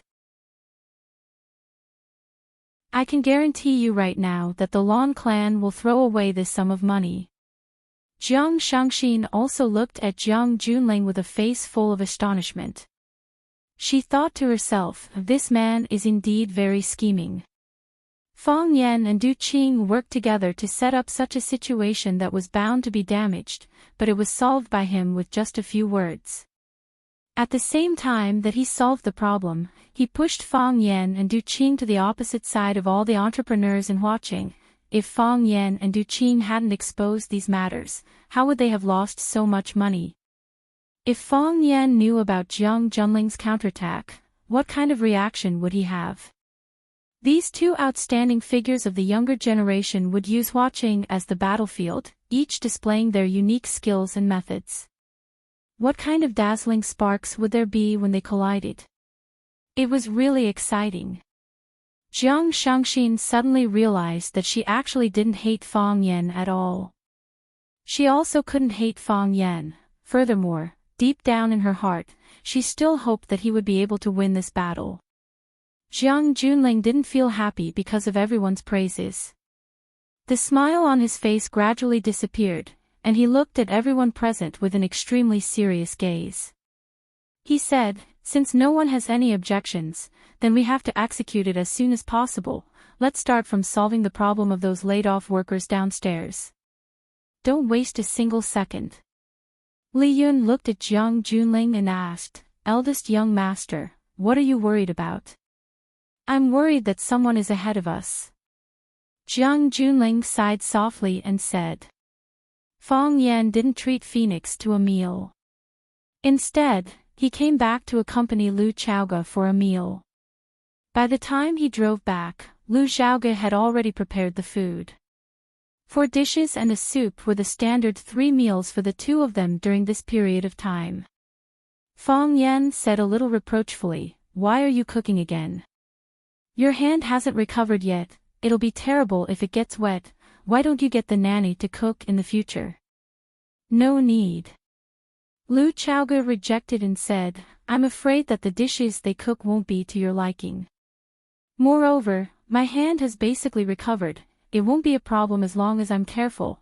If you don't let me go to work in the company, there's really nothing for me to do at home. Lu Chaoge wasn't lying. Because of her health, Fang Yan didn't let her work at Chaoyan Science and Technology for the time being. Everything was handed over to a few assistants, and only the most important things were gathered to her to make decisions. Therefore, when she was alone at home, she wanted to do something meaningful. For example, cooking. In the past, she hated to touch those greasy food and cutlery, as she felt that it would be easy to hurt her hand. However, when she cooked for Fang Yan, she didn't have such worries at all, and in the process, she could gain a lot of happiness. For Lu Chaoge, cooking was a fulfilling and enjoyable thing. If Fang Yan didn't let her cook, she didn't know how to spend the extra time. Fang Yan thought for a while and said, well, I'll try to come back from work earlier. If I come back early, I'll cook. If I really can't come back, you'll cook. Okay. Lu Chaoge nodded in agreement. Just after the meal, when Fang Yan was busy cleaning up the dishes, the doorbell in the living room rang. Fang Yan walked over and took a look. He found Du Qing and Li standing in front of the camera at the door. Fang Yan pressed the unlock button, and the electronic iron door automatically shrank to both sides. After Fang Yan washed his hands, he untied the apron around his neck and said to Lu Chaoge, Du Qing is here. Fang Yan took the initiative to go out to greet Du Qing. Du Qing said with a smile, young master, you don't have to be so polite. We're all on the same side, and we'll have to come here to drink tea often in the future. How tiring would it be to welcome and deliver it every time?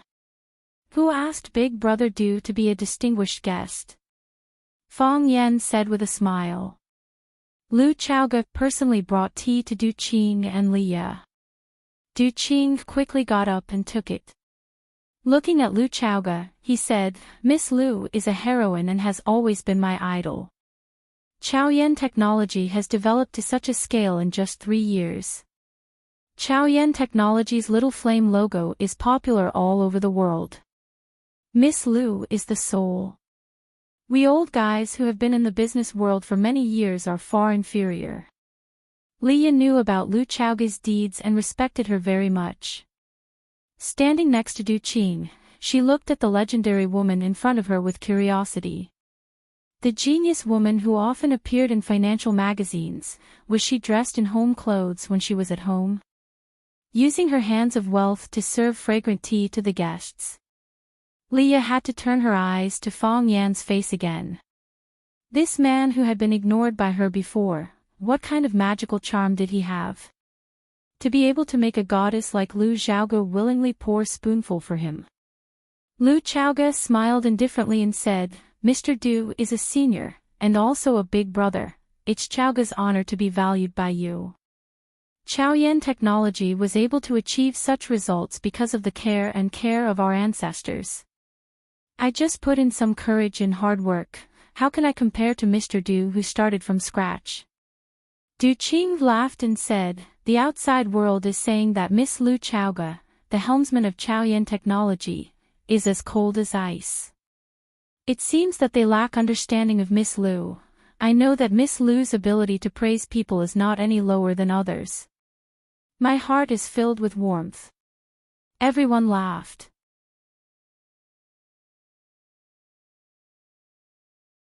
Chapter 531. Lu Xiaoga didn't say much. After serving tea to everyone, she sat quietly beside Fong Yan. Fong Yan held a cup of Longjing tea before the rain. He didn't taste it carefully, but he carefully stroked the glass teacup with his palm. He looked at Du Qing who was sitting opposite him and said, I heard that the roads in Huaqing aren't easy to drive on right now, and there's a lot of traffic jams. Yes. Du Qing nodded in agreement and said, Huaqing is an international metropolis. There are more and more people, and more cars. When it's rush hour, cars move slower than turtles. In the past, we used to call cars a tortoise cover, but at that time, cars moved very fast. Look at it now, isn't it a tortoise cover? Buying cars is for the convenience of people's lives, but as more people buy cars, life becomes more and more inconvenient. Take what happened today as an example. There's a very important person in Huaqing who's going to attend a very important meeting. Originally, the assistant had already planned the time. They would leave at 9:30 a.m. to attend the ribbon-cutting ceremony at 10:30 a.m. Isn't an hour more than enough to travel? In the end, it wasn't a coincidence that a few cars rear-ended one another on the road, and a few drivers pushed the blame to each other and even got into a fight. As a result, that important person's ribbon-cutting ceremony at 10:30 a.m. was dragged to 11:30 a.m. Oh, he didn't make it for the 11:30 a.m. event. Fong Yan squinted his eyes and smiled. He said, we need to give more suggestions to the Huaqing government and ask them to do a good job in clearing the roads during rush hour. Isn't that so? Many important people called the mayor of Huaqing, hoping that they could quickly solve this problem. It's not easy being the mayor.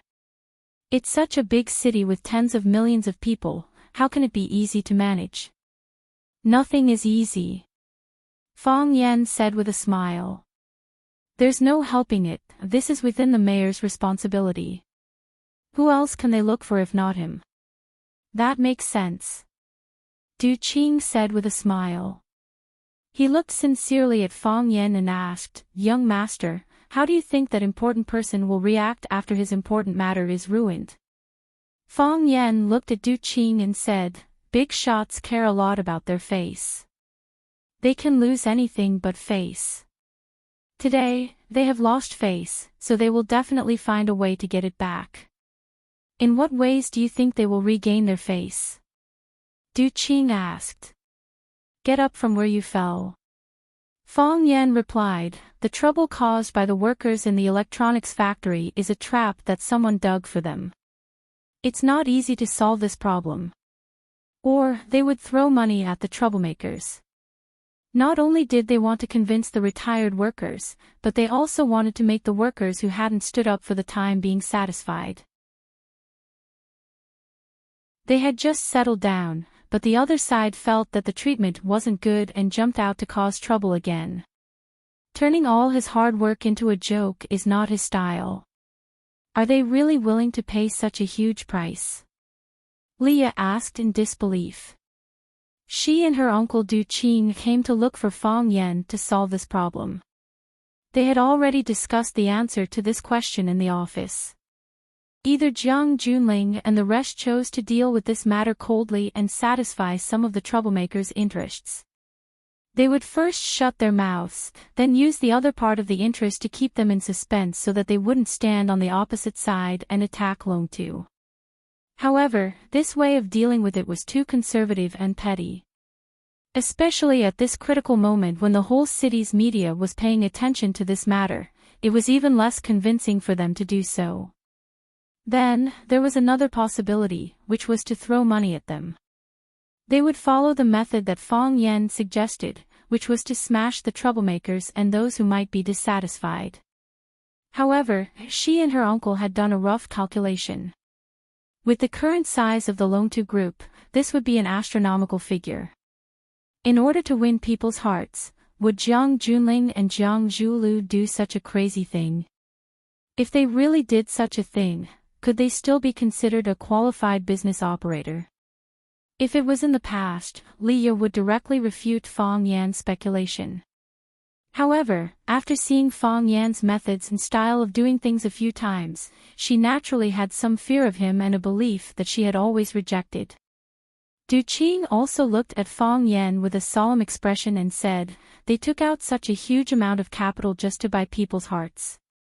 Just so that they have a chance to stab us in the back. If there's a chance to stab us in the back, no matter how much capital they have, they are willing to invest it." Fong Yan said with a smile. "Brother Du, you have to be mentally prepared for a tough battle." Du Qing was shocked and said, "Young master, don't be impulsive. They are throwing money irrationally, but we can't throw money irrationally. If we fall into a vicious competition, we will be the ones who suffer in the end. Chaoyan technology has been developing rapidly these years, but compared to the giants like the Jiang family, our foundation is still a little shallow. Our green cloud group is not even worth mentioning. Injuring 8 enemies and losing 1,000 of our own. It's not worth it." What was Du Qing afraid of? He was afraid that Fong Yan and Jiang Junling would get angry. The same youthful vigor, the same young heroes. "If you throw 100 million, I will throw 200 million on my side.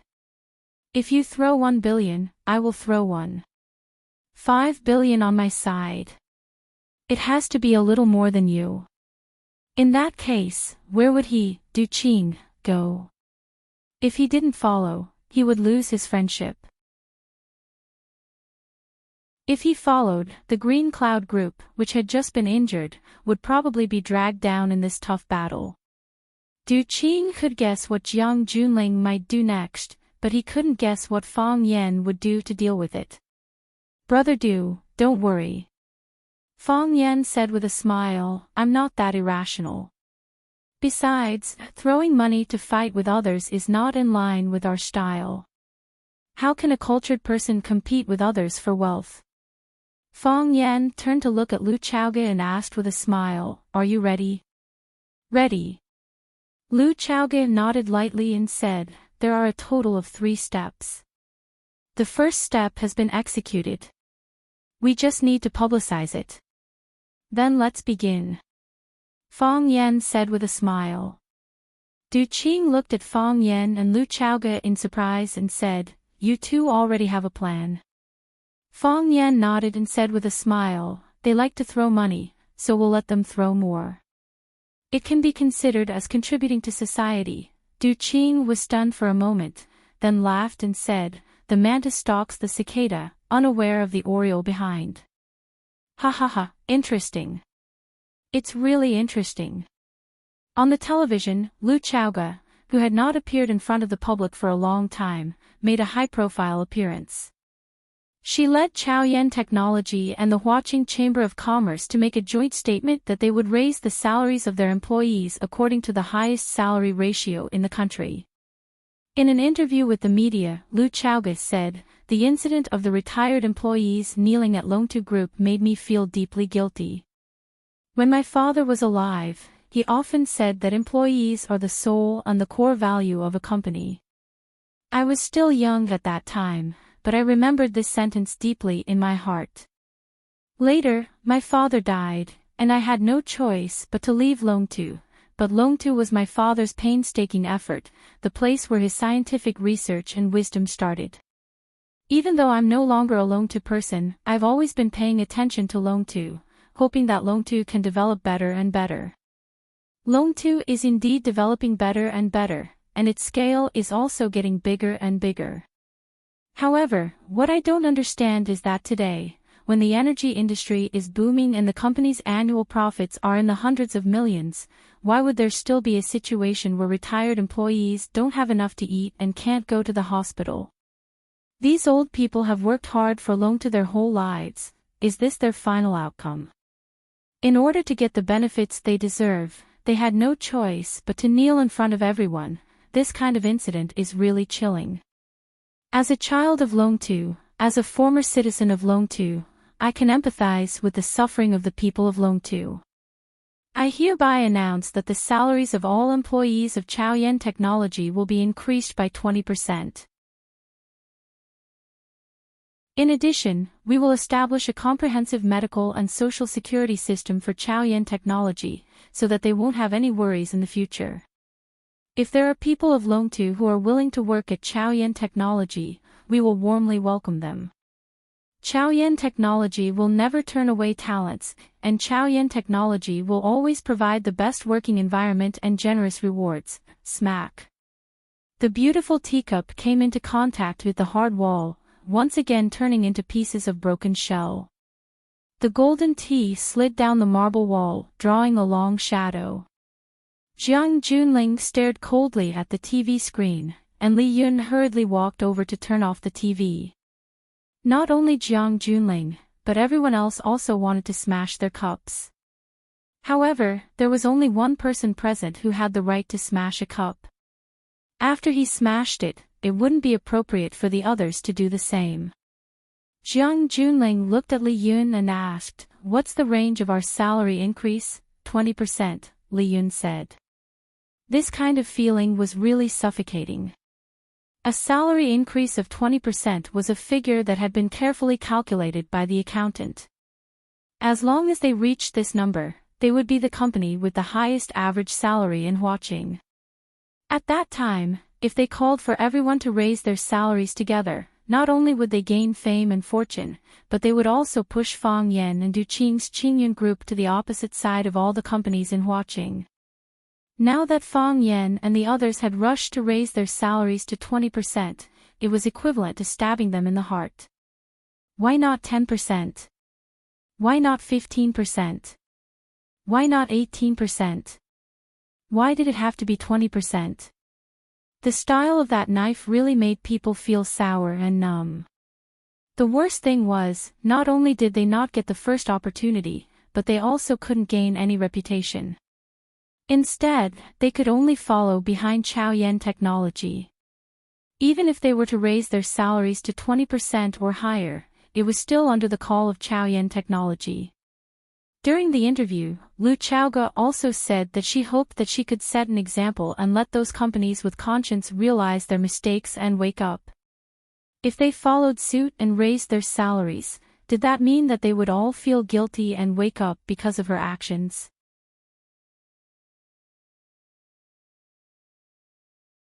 Chapter 532.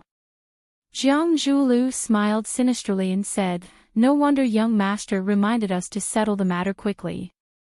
It seems like they were well prepared. This is a chain of attacks." Li Yun was in a bad mood as well. She had just finished negotiating with the workers' representatives. They were very satisfied with the solution and promised that they would not cause trouble for the company anymore. They had finally come up with a big move and were just waiting to kill the enemy in one move. What they didn't expect was that their opponents had already taken the initiative to use their ultimate move. The special effects were even cooler than theirs, and the moves were even more gorgeous than theirs. Tell me, who could they go to reason with? Yes. This is a chain of attacks. General Ling took the towel that Shang-Xin brought over and wiped the water stains on his hands. The murderous look on his face gradually disappeared, and he regained his radiant smile.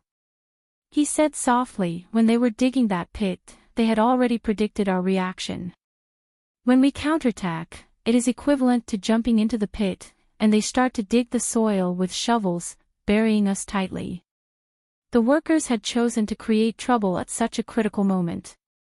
When Jiang Junling and the rest were busy filling the pit, Fang Yan and Lu Chaoge kicked them into the pit and started to fill it with soil. These people are trying to kill us. Military orders, they are once again ahead of us. What do we do now? Lan Ling asked angrily. In the past, they had always been the ones to bully others. They had never thought that there would be a day when someone would dare to bully them. This feeling of being led by the nose was really unbearable. We have lost. Jiang Junling said honestly. This time, no matter what we do, we have already lost. If we ignore it, we will not be able to answer to the workers. If we followed suit, the outside world would interpret it as us being inspired by Lu Xiaoge taking the lead in raising wages and feeling guilty towards the workers. That's why we did this. We will not be able to gain anything. Lu Xiaoge has stolen our reputation and prestige, and no one will be grateful to us. Jiang Zhulu explained. The woman you like is really powerful. Jiang Shangxin sneered. Ever since her father's death, she started to view Jiang Zhulu with hostility. She wouldn't let go of any opportunity that presented itself. Li Yun swept a sharp glance at her daughter and stepped out to smooth things over. Shangxin, don't misunderstand the relationship between Zhu Lu and Lu Chaoge. They are only siblings, it's not what you think it is. Jiang Shangxin understood her mother's thoughts and lowered her head, not saying a word. Jiang Zhulu looked at Shangxin and smiled sympathetically. Mom, don't blame Shangxin. Which woman wouldn't be jealous? Shangxin was jealous because she cared about me. If she didn't care about me, why would she mention me with another woman? At that time, I really should have been sad. Jiang Junling took a glance at Jiang Shangxin and said with a smile, this younger sister of mine is a little petty. However, Zhu Lu, I have to warn you that you cannot let Shangxin down. If you dare to bully her, I will not let you off. Jiang Shangxin's heart was filled with sorrow. She was very clear that Jiang Junling was instructing Jiang Zhulu on the surface, but in reality, he was threatening her. When he asked Jiang Zhulu to treat her better, he was implying that he didn't want the two of them to have a conflict. Indeed, Jiang Zhulu understood and replied with a serious face, don't worry, eldest young master. I can't wait to dote on her and love her. How would I bear to bully her? The group of people laughed out loud. Only Jiang Shangxin's heart was wet and she wanted to find a quiet place to cry her heart out. Li Yun stopped laughing and looked at Jiang Junling. We are one step behind on the military order, but we still have to respond. At the very least, we have to fulfill the conditions that we promised the workers' representatives. Otherwise, they will think that they have been cheated and will do something even more drastic. By then, we won't be able to turn the situation around. Of course we have to fulfill the promise. Jiang Junling pondered and said, it's just a matter of how far we have to go. Li Yun's heart skipped a beat. Could it be that Jiang Junling wasn't convinced and wanted to increase the stakes? If that was the case, they would have to spend an astronomical sum of money. This time, Li Yun's heart really ached a little. Of course, Li Yun wouldn't say anything against it. She knew Jiang Junling too well. This man was proud and arrogant. On the surface, he was respectful to everyone, but deep down, he was extremely selfish. No one could change his mind once he decided on something. What's your opinion on the military order? Li Yun looked at Jiang Junling and asked. Jiang Junling's gaze met Jiang Julio's for a short while, then it stopped on Lan Ling's face. He smiled and said, Uncle Lan, this concerns a few families. I can't make the decision alone. Everyone has to make a decision together. Lan Ling also knew Jiang Junling's character and knew that he would be the one to make the decision. However, he really liked the respectful attitude that Jiang Junling displayed. He waved his hand and said, Military order, we are all on the same side. You don't have to be so courteous with us. It's still up to you to make the decision. Don't worry, as long as I can do it, I will give my full support. If I can't do it, I will go back and ask my grandfather for support. Jiang Junling nodded and said, Since everyone trusts me, then I won't be courteous with everyone. I'll tell you my opinion first, and if you think it's inappropriate, you can bring it up. This isn't just empty words, everyone has to fork out the money together, this is a big matter. I can't make the decision alone, and I can't make the decision. Jiang Zhulu chuckled as he looked at Jiang Junling and said, Whatever eldest young master says, we'll do it. Do you think eldest young master will let us suffer losses? That's right. The Jiang family has a lot of assets. At most, they'll give us some compensation from other places, Lan Ling also agreed. Jiang Junling had the Jiang family behind him. Even if Jiang Junling squandered all of his assets in Huaqing, it would only be a superficial wound. He wouldn't even be able to touch his bones. The Jiang family would still be the prestigious Jiang family. Moreover, Jiang Zhulu was the one who voluntarily gave away the shares of Longtu Group in order to curry favor with the Jiang family. Even if Longtu Group collapsed, the person who lost the most was Jiang Zhulu. What did that have to do with Jiang Junling? We can't give too little compensation. We've already discussed the standard with the workers' representatives. If we break the contract now, the workers won't be satisfied, and if this matter gets out, we'll seem petty. Jiang Junling patiently explained, we can't use the same standard as Chao Yan either. Although they're ahead of us, we can't use the same standard as them. If we do that, people will think that we're imitating Chao Yan, and Chao Yan will bribe the media to lead us in that direction. We have to set a higher standard than them, but not by too much. Otherwise, we'll fall into Fang Yan's trap and become the main culprit of this incident. Do you think there's a problem with a 25% increase in benefits? No problem. Jiang Zhulu was the first to agree. Li Yun did some mental calculations and felt his heart ache. However, he still smiled and said, There's no problem on my side either. Lan Ling hesitated for a moment and said, This isn't a small amount. I can't make the decision alone. I'll go back and discuss it with the old master. If he agrees, there won't be a problem. I'll explain the cause and effect of this matter and the various stakes to him. I think he'll agree. Although Jiang Junling despised Lan Ling's indecisiveness, he still said gratefully, Thank you, Uncle Lan. Thank you for the trouble. Lan Ling sighed and didn't speak anymore. Jiang Junling looked at Li Yun and said, Let's do it this way. Okay. Li Yun nodded and said, I'll handle this personally. Jiang Zhulu looked at Jiang Junling and said, Master, the matter has been settled temporarily. However, what if they create any more trouble? If I were Fang Yan, Jiang Junling took the teacup that Shangxin passed to him and said, I can still make 2 more moves. Seeing that everyone was looking at him in shock, Jiang Junling squinted his eyes and smiled.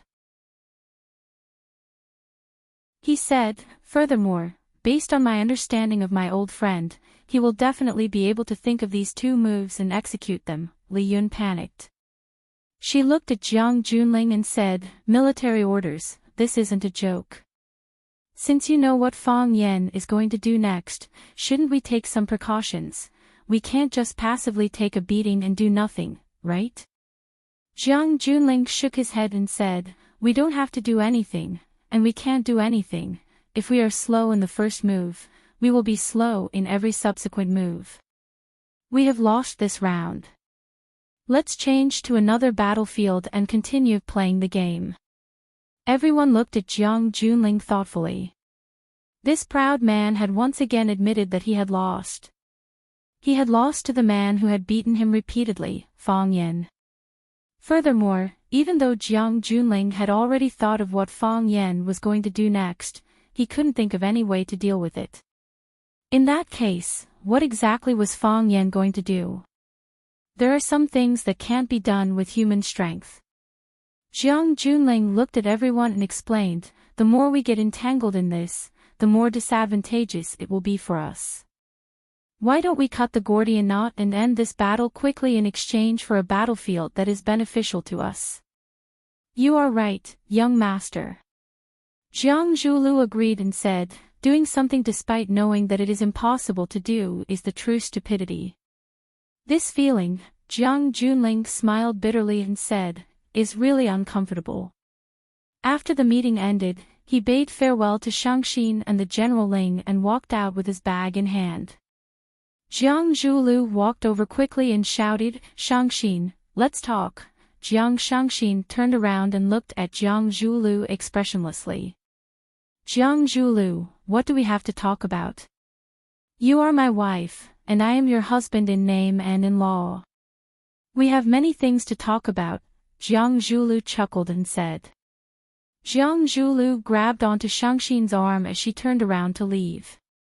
Jiang Zhulu gave Shangxin a tight slap when she turned around to scold her.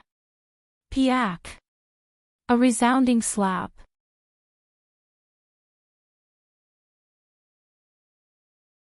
Chapter 533. Jiang Shangxin's skin was so delicate that it would turn red even if it was exposed to the sun, let alone such a strong slap. A clear and deep purplish-red palm print appeared on the right side of Jiang Shangxin's face. There was an area that was congested with blood, and it looked like the blood vessels there were about to burst. Jiang Shangxin was stunned. Jiang Zhulu actually dared to slap her. This man had been trying to please her from the beginning to satisfy her pride and selfishness. He had placed his status very low and treated her like a servant. He actually dared to slap her. Was she stupid, or was that man crazy? Jiang Shangxin did not cry or scream. She did not even have the time to make a sound other than the crisp sound that came from her face. She could not accept this reality. Jiang Shangxin felt extremely unfamiliar and shocked, and she saw the sinister smile on the man's face. The understanding that she had once thought was just a lie. Jiang Zhulu grabbed Shangxin's arm and casually pushed open the door to an office when he heard someone talking behind him. This was the office of Jiang Zhulio's secretary, Wang Min. When she saw the boss dragging the lady boss in, and the lady boss's face with a ghastly palm print on it, Wang Min jumped up in a panic. She didn't say a word and quickly left. At this point, anything she said or did would be wrong. The smartest thing to do was to pretend that she did not see anything. Jiang Zhulu flung Shangxin's body and threw her onto the sofa in the guest room. Before Jiang Shangxin could get up, Jiang Zhulu had already pressed down on her. His lower body pressed against Jiang Shangxin's legs and abdomen, and his upper body was raised up high. Looking down at Jiang Shangxin's ferocious gaze, he asked with a smile, "Do you hate me?" Jiang Shangxin bit her lip tightly and said word by word, "You dare to hit me? So what if I hit you?" Jiang Zhulu asked. "Don't tell me that you still haven't realized it. Haven't you reflected on your current status? Should you put yourself in the right place?" "That's right, my status is very awkward and my situation is very difficult. I am only a loyal dog of the Jiang family. I have to do whatever they tell me to do. I have to bite whoever they tell me to bite. However, you should understand that as long as a loyal dog like me has any value to the Jiang family, they won't just kick me away. They will feed me dog food. You are my dog food. Jiang Zhulu. Jiang Shangxin gritted her teeth and shouted. What? Blame me for speaking too harshly. But wasn't that the truth? If I scold you, they will pretend not to hear me. If I hit you, all they can do is reproach me. What can they do to me?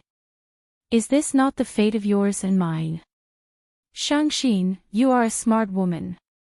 You should be very clear that the bigger the commotion, the worse it will be for you. Do not be hostile to me, do not hate me, obey me, please me, serve me, that is what a wife ought to do. You just got married and don't have any experience of being someone else's wife. I'm not in a hurry. I can wait and give you more time to study. But don't disobey me, and don't betray me. Don't mock your husband in front of others. I know you hate me. Why do you hate me? Do you suspect that I have something to do with your father's death? Do you suspect that I killed your father? Jiang Shangxin's lips twitched, but she did not answer Jiang Zhulio's question. She did suspect that her father's death had something to do with Jiang Zhulu. She did suspect that Jiang Zhulu was the one who killed her father. No, it wasn't just a suspicion, it was a certainty. She was certain that Jiang Zhulu was the culprit who killed her father. Fong Yan had already agreed to exchange hostages. How could he kill her father? Let him live and let him become the shame of the Jiang family and the laughingstock of the entire circle. This was what a sinister and cunning man should do. How could he kill his own father? Jiang Zhulu was the one who brought people to fetch her father. Of course, his own father was included. His father sank into the sea and did not return. Her father did return, but he was a lifeless corpse. With Jiang Shangxin's intelligence, it was not difficult to guess what kind of story was hidden in this. Jiang Shangxin knew that they had their reasons for doing this. She knew that they did not want her father to become a scar on the Jiang family. However, as a woman and as the daughter of that man, how could she pretend that nothing had happened and share the same bed with him? Sleep on the same bed with the murderer who killed her father. This was too harsh and difficult for her. Isn't that the case? Jiang Shangxin said sarcastically. Jiang Zhulu did not deny it. Instead, he looked straight into Jiang Shangxin's eyes and said with sincerity, yes, this is the case. I killed your father. I used a special needle. His heart failed and he didn't even have a chance to speak. Isn't this the answer you wanted? Now that you know, I have confessed to you. Jiang Shangxin, what can you do? Call the police to arrest me? Or do you want to make a scene with me? Or look for Jiang Junling to help you take revenge? Do you think he will help you? Do you think he will let you continue to pursue this matter? Jiang Shangxin, I didn't want your father to die. Jiang Junling was the one who killed your father. So, you can only blame your father for being useless and unlucky. You can't blame anyone else. You said that my brother asked you to kill my father. This is impossible. My brother would never do such a thing. Jiang Zhulu looked at Jiang Shangxin's overly calm eyes and his emotions gradually became rational.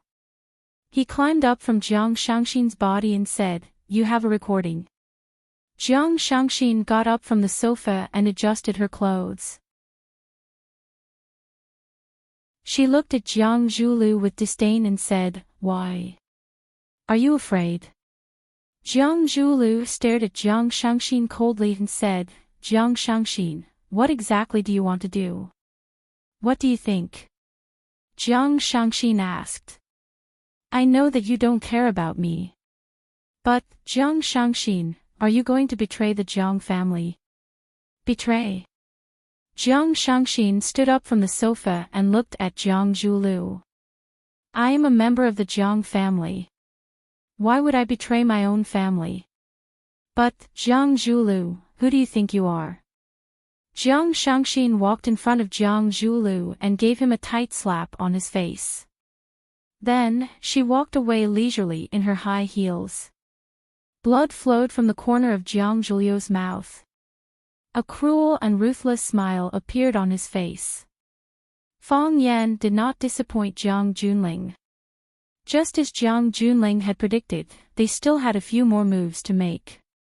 Chaoyan is a human-oriented research company. While we are committed to solving the energy crisis for mankind, we also pay attention to the health of our employees. The company provides 2 health experiences to their employees every year. We also apply for associated experience cards for their immediate family members. As long as they have worked in Chaoyan technology for more than 2 years, they have the opportunity to apply for an associated experience card for their parents, wife, or children. They can enjoy the same experience services as the company's employees. Fu Mingli, the deputy director of Chaoyan Technology, said in an interview with the media. We have launched a special reward program for outstanding talents in Chaoyan. If the children of foreign employees want to bring their children to Huaqing to study, we will provide the most convenient channel. We have already cooperated with the most outstanding private high school in Huaqing, Rosefinch Secondary. Any student who passes the assessment will be given priority admission. Lu Chaoga, the director of Chaoyan Technology, said while participating in a charity event. Chaoyan Technology, which had been developing rapidly in the past few years, suddenly became extremely high-profile. Even the queen of Chaoyan, Lu Chaoga, who was very reluctant to show her face in front of the media, frequently appeared in front of the cameras. They increased the welfare of their workers time and time again. They improved their social security and reward system so that their employees, as well as their parents and children, could benefit from it. After this series of events, Chaoyan Technology became a conscientious enterprise in Huaqing, a benchmark enterprise, and also the most anticipated company by job seekers. There was also a special topic by the media regarding the 2 completely different attitudes of Chaoyan Technology and Longta Company. It was called First-Rate Companies Value Talents, Second-Rate Companies Value Profits. The article said, both are high-tech companies, but in order to save costs, Longta Company made fraudulent contracts during the acquisition, causing countless retired workers to have no place to live or recover. This caused the vicious incident of employees surrounding the headquarters of Longta Tower. On the other hand, Chaoyan Technology prepared for a rainy day and wholeheartedly served its employees. They thought of their employees and did what their employees wanted to do the most. When the 2 were compared, the difference was obvious. Paw! A whistling feather arrow hit the bullseye position on the target. Good arrow. You shot 10 arrows in a row, and each arrow hit the bullseye. Young master, your archery skills are getting better and better.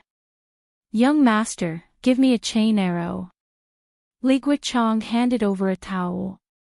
General Xing took the towel and wiped his hands clean.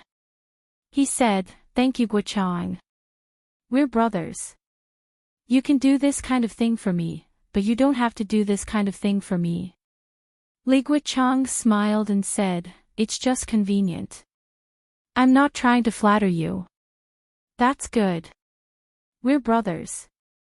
There's no need to play around. Li Guichang followed General Xing to the lounge and said, I heard that the military order in Huaqing didn't go well. General Xing glanced at Li Guichang and said with a smile, There's an old saying, the more daring a person is, the more productive the land is. In other words, the more productive the land is, the more daring the person is. That younger brother of mine, he's a little too impatient. He's eager to make a contribution. He doesn't even look at the level of his opponent and falls head first into it. Is it worth it for that little bit of money?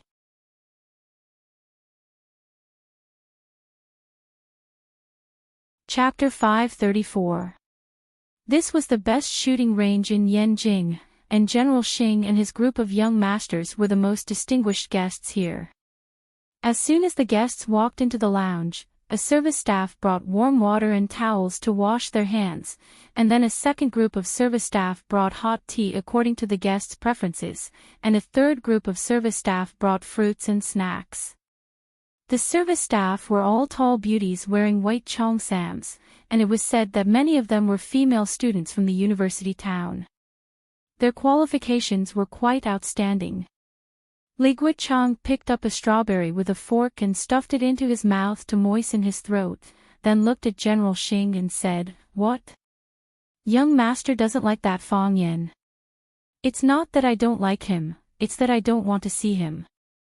General Xing held the hot tea and carefully sipped it, with a faint smile on his face. "That Fang Yan, he does have some ability. His mind is not weak, and his martial arts are not bad. It's not an exaggeration to say that he's an all-rounder. Otherwise, would that arrogant younger brother of mine have been repeatedly defeated in front of him? If Jiang Zhulu lost, then so be it. What kind of person is Qiang Long Tan? Just take our Yanjing city as an example. How many people can be more calculative than him? And the result? After provoking that kid, he mysteriously disappeared, and Jiang Zhulu had to pretend to be a filial son, and also had to think of a way to explain where his father went. It's not easy to live. Hearing General Xing's interesting words, Li Guichang couldn't help but grin and said, "Since young master thinks so highly of Fang Yan, why do you think that the military's hard work isn't worth that little? Fang Yan is a rotten egg." General Xing said, "If you don't like to eat rotten eggs, just move it to a place where you can't see it, or turn your line of sight to another place, because you don't like it, you want to kick that rotten egg away. And the result? Isn't it just staining your body with the stench? And that stench is incomparably stinky, the wind can't blow it away, and water can't wash it off. In the end, isn't it still you who suffers? Why do you have to go against that Fang Yan?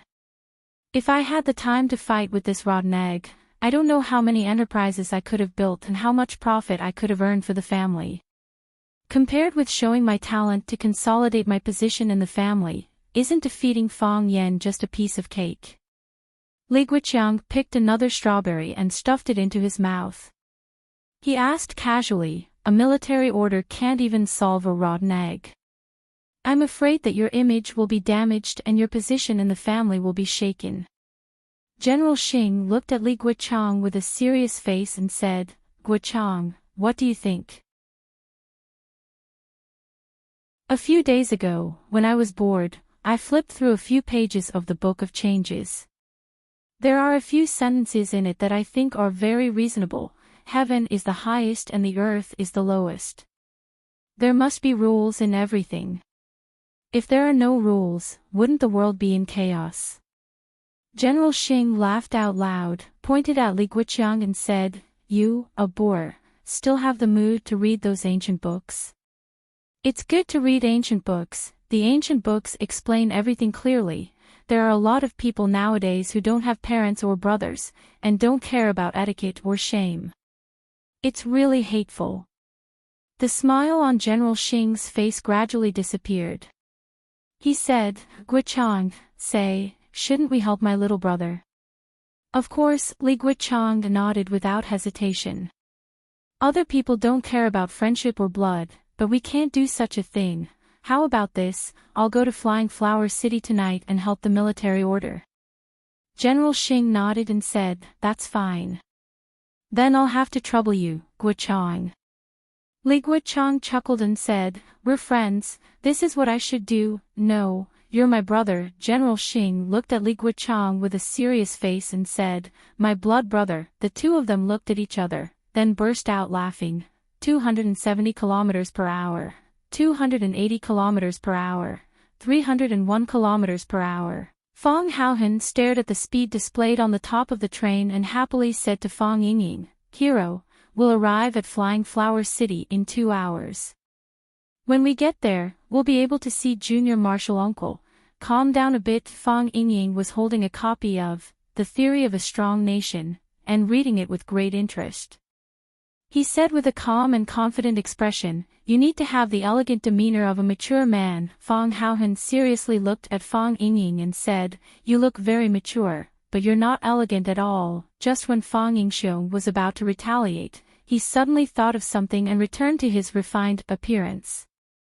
With a smile on the corner of his mouth, he said softly like a Maitreya Buddha, "You don't know what refined is. You don't even look elegant, so how can you be elegant?" Fong Haohan looked at Fong Yingying expressionlessly and said, "You bought this book at the train station and flipped to page 37 when you got on the train. It's already been a few hours, and you're still reading page 37. You're not elegant, you're pretentious." Whoosh! Fong Yingying angrily flipped dozens of pages of The Theory of a Strong Nation in his hands and looked at Fong Haohan. "Fong Haohan, you idiot. Why didn't you tell me earlier when you found out about my flaws?" "What if she found out?" "Who found out?" Fong Haohan looked at Fong Yingying blankly and asked. They were sitting in the business class compartment of the train, and there was no one they knew in the entire compartment. Who was he afraid of seeing? "It's her." Fong Yingying's eyes were shy as he answered embarrassedly.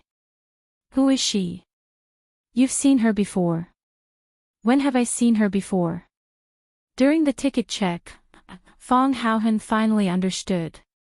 He looked at Fong Yingying in surprise and said, "You like that stewardess?" "Shoot!" Fong Yingying hurriedly covered his mouth and whispered, "Lower your voice, don't let anyone hear you." Fong Haohan pulled Fong Yingying's hand away. He didn't like others touching his lips. That was the most sacred organ of the human body to him. How could one eat without a mouth? If one couldn't eat, how could one live? It was too sacred. "Don't you think she looks sexy in uniform?" Fong Yingying asked in a low voice. His cheeks were slightly red, like a little boy who had just experienced his first awakening of love. Fong Haohan thought about it and shook his head. "No. You actually said no. Don't you think she's sexy? Maybe she wears too much." Fong Haohan said with a simple and honest face. "Sexy women wear very little. It's all like that on TV, Fong Yingying opened his mouth and found that he couldn't refute. However, he quickly became happy again and said, "That's good. If you don't think she's sexy, you won't be my rival in love. Although you can't be the rival of the Casanova of Swallow Dock, you are my brother. I don't want to see you in a miserable state after a crushing defeat. Why would I fight with Junior Marshal Uncle for a woman? Miss Yi is the future mistress of our Fong family. I won't take her away." Fong Haohan said with a frightened face, "I won't do such a thing. Miss Yi isn't my type, I'm talking about me. I'm your rival, but you're talking about the Casanova of Swallow Dock. Junior Marshal Uncle is the Casanova of Swallow Dock. When Junior Marshal Uncle isn't here, I am." Fong Yingying's explanation was quite lacking in confidence. He said, "But that's not the point. The point is, how can I win her over?" "I don't know." Fong Haohan didn't have any experience in relationships. He didn't know how to make a girl happy. Love? This kind of thing was too far away for him. So, when Fong Yingying asked him this question, his first reaction was, "This guy is an idiot. Why would he think of asking me this question of anyone else? I know you don't know. So I asked you on purpose." Fong Yingying said proudly, "If you don't have a smart brain, I hope you have excellent acting talent." Fong Haohan stared at Fong Yingying with a vigilant face and asked, "What do you want to do?" Fong Yingying's fat body leaned over and whispered in Fong Haohan's ear for a while. Fong Haohan's skeleton body suddenly shook. He looked at Fong Yingying with an extremely embarrassed expression and said, "You actually want me to act as a robber?" "I didn't ask you to act as a robber," Fong Yingying explained with a serious face. "I just want you to act as a robber, and this isn't a robber. This is a train. What do you want to rob?" "Rob? Rape?" This is illegal, we can't do it. Then what do you mean? You go act as a little hooligan, Fong Yingying said with a face full of excitement. When my goddess walks over, you little hooligan will go up and tease her. How do I tease her? Fong Haohan asked. Say some dirty things to her, touch her or something like that. Isn't that still rape? This is different from rape. Fong Yingying felt like he was about to collapse. Why don't you understand? She had really succeeded in doing it. Flirting is when you think that the woman is beautiful, so you have some wretched thoughts in your mind.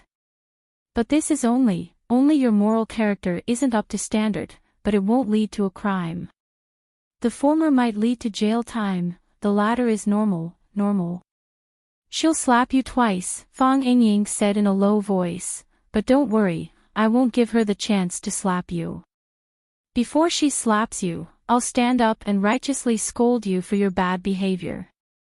Then I'll loudly tell you to scram, and you'll immediately leave. Where do I go? Hey, the train is so big, can't you sit for a while?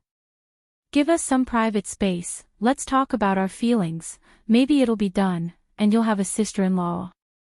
I won't do it, Fong Haohan refused. Why? I don't know how to say dirty things. That's easy, I'll teach you, Fong Yingying said. He pinched Fong Haohan's chin with his chubby hand, smiled lewdly, and said, Beauty, you smell so good, come, let Big Brother have a whiff, let go of me. Fong Haohan hated it when people touched his chin, so he slapped Fong Yingying's hand away. Yes, that's more like it, little beauty, don't you like Big Brother? Big Brother likes you a lot. At the door of the carriage, a beautiful police officer stared at the unsightly scene in front of her.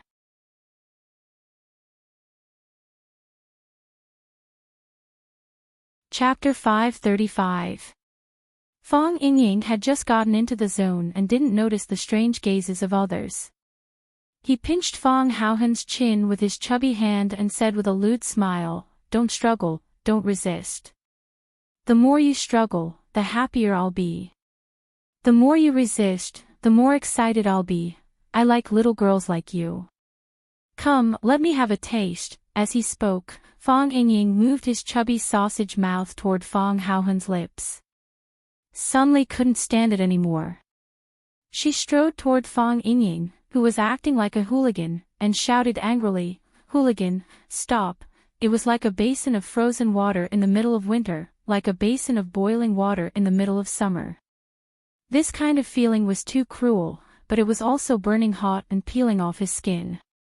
Fong Yingying didn't expect that someone would keep staring at them, and it was the pretty policewoman that he had fallen in love with at first sight.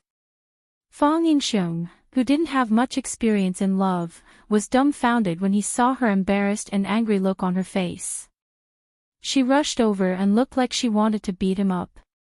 His body was stiff, the fat on his face was shaking, and his right hand was still pinching Fong Haohan's chin.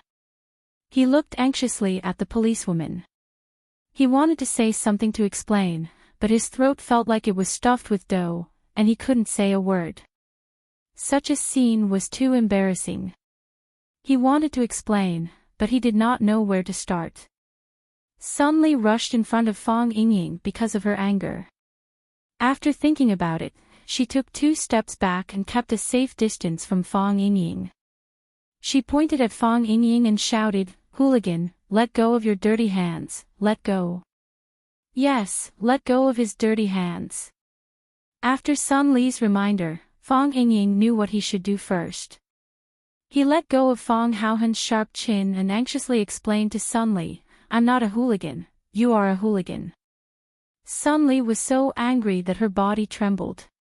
She looked at Fong Yingying with disdain and said, Do you think I didn't see what you did just now? I don't discriminate against love between comrades, but if you force someone when they don't like you, it's a kind of hooligan behavior. Not only are you behaving like a hooligan, but you're also breaking the law. Fong Yingying glanced at Fong Haohan and said with a smile, Police comrade, you misunderstanding. I saw you groping someone with my own eyes, and you still dare to say that I misunderstood. Do you think I'm blind? Yes, I did touch him. Fong Yingying explained with a serious face, but, police comrade, it's not what you think. He and I are friends, brothers. He's my brother, my biological brother. You're my brother, Fong Haohan said snappily. He hated it when people touched his chin. You're Fong Yingying, and I'm Fong Haohan. Isn't the hero always ranked before the hero? Why should I be older than you? Yes, yes, yes. Fong Yingying nodded repeatedly. He pointed at Fong Haohan and said to the policewoman, Police comrade, did you hear that? I'm Fong Yingying, and he's Fong Haohan. I'm his brother, and we're actors. We're international non-famous actors. We're just fooling around. This is really a misunderstanding. Sun Li's eyes swept between Fong Yingying and Fong Haohan's faces, and said, Are you two really brothers? We're really brothers. Fong Yingying nodded with great sincerity and determination. Sun Li looked at their faces again, and said, Take out your IDs. She still could not believe that these two people were blood brothers. How could blood brothers look like such a strange appearance? Fong Yingying and Fong Haohan looked at each other, and had no choice but to take out their IDs from their pockets and hand them over to the policewoman. Sun Li looked at their IDs, and her expression became even more confused. Are these two really blood brothers? One was called Fong Yingying, and the other was called Fong Haohan. Their birthplace and address were both in a place called Swallow Dock. You two come with me. Sun Li's attitude towards the two became even worse. Why? Fong Yingying asked in confusion. We've both taken out our IDs to prove that we're brothers. Can't we joke around between brothers? I suspect that your IDs are fake. Sun Li said. Our IDs are real. Our identities are fake. Fong Haohan couldn't hold it in anymore.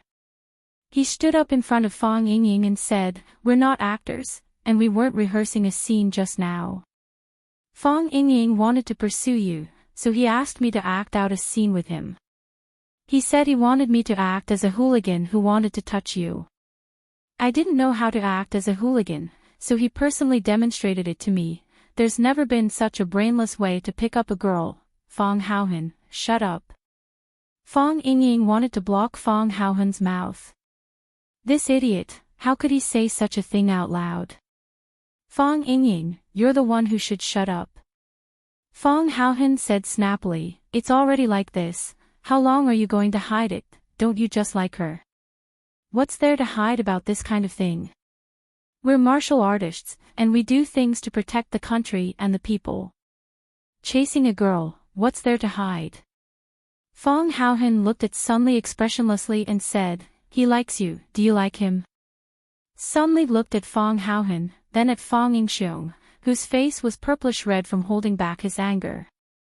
She opened her mouth and shouted angrily, The two of you, come with me. Watching. The station police office. Police comrade, we're good people. Look at my face, I'm so fat, how could I be a bad person? Fong Yingying pointed at his fat face and said with a wronged expression. Thin people are bad people. Fong Haohan was very dissatisfied with Fong Yingying's argument and retorted. Most bad people are thin people.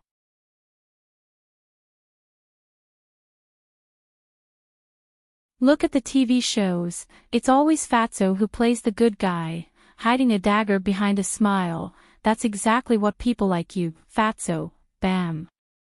Sun Li slammed the table, pointed at Fong Yingying and Fong Haohan, and scolded, Can you two stop arguing? This is the police station, is there anyone coming to pick you up? If no one comes to pick you up, I'll lock you up for a night. Seeing that Sun Li was angry, Fong Yingying's heart ached. He kicked Fong Haohan and said, Fong Haohan, can you not always go against me? A man should have a man's elegance. Don't you know that you're acting like a child that hasn't grown up yet? Seeing that Fong Haohan wanted to retaliate again, Fong Yingying quickly said, "Call Junior Marshal Uncle again and see where he is." When Fong Yan pushed open the door of the interrogation room, he happened to hear Fong Yingying yelling for Fong Haohan to call him. Fong Yan stood at the door of the room and smiled guiltily at Sun Li. He said, "Sorry, I'm late. My two friends, did they do anything illegal?" Sun Li looked at Fong Yan and thought to herself, "This man is indeed handsome. Too bad, how could he be friends with two idiots like them?" They didn't do anything illegal, it's just that, Sun Li thought about it and didn't want to pursue their other responsibilities. Although these two fellows looked strange, they looked silly, so they weren't bad people. So she looked at Fong Yan and said, "Forget it, there's some misunderstanding. Come and sign here and take them back." "Thank you," Fong Yan said gratefully. Fong Yan signed the document that Sun Li handed over and nodded at her. He turned to look at Fong Yingying and Fong Haohan and said, "Let's go."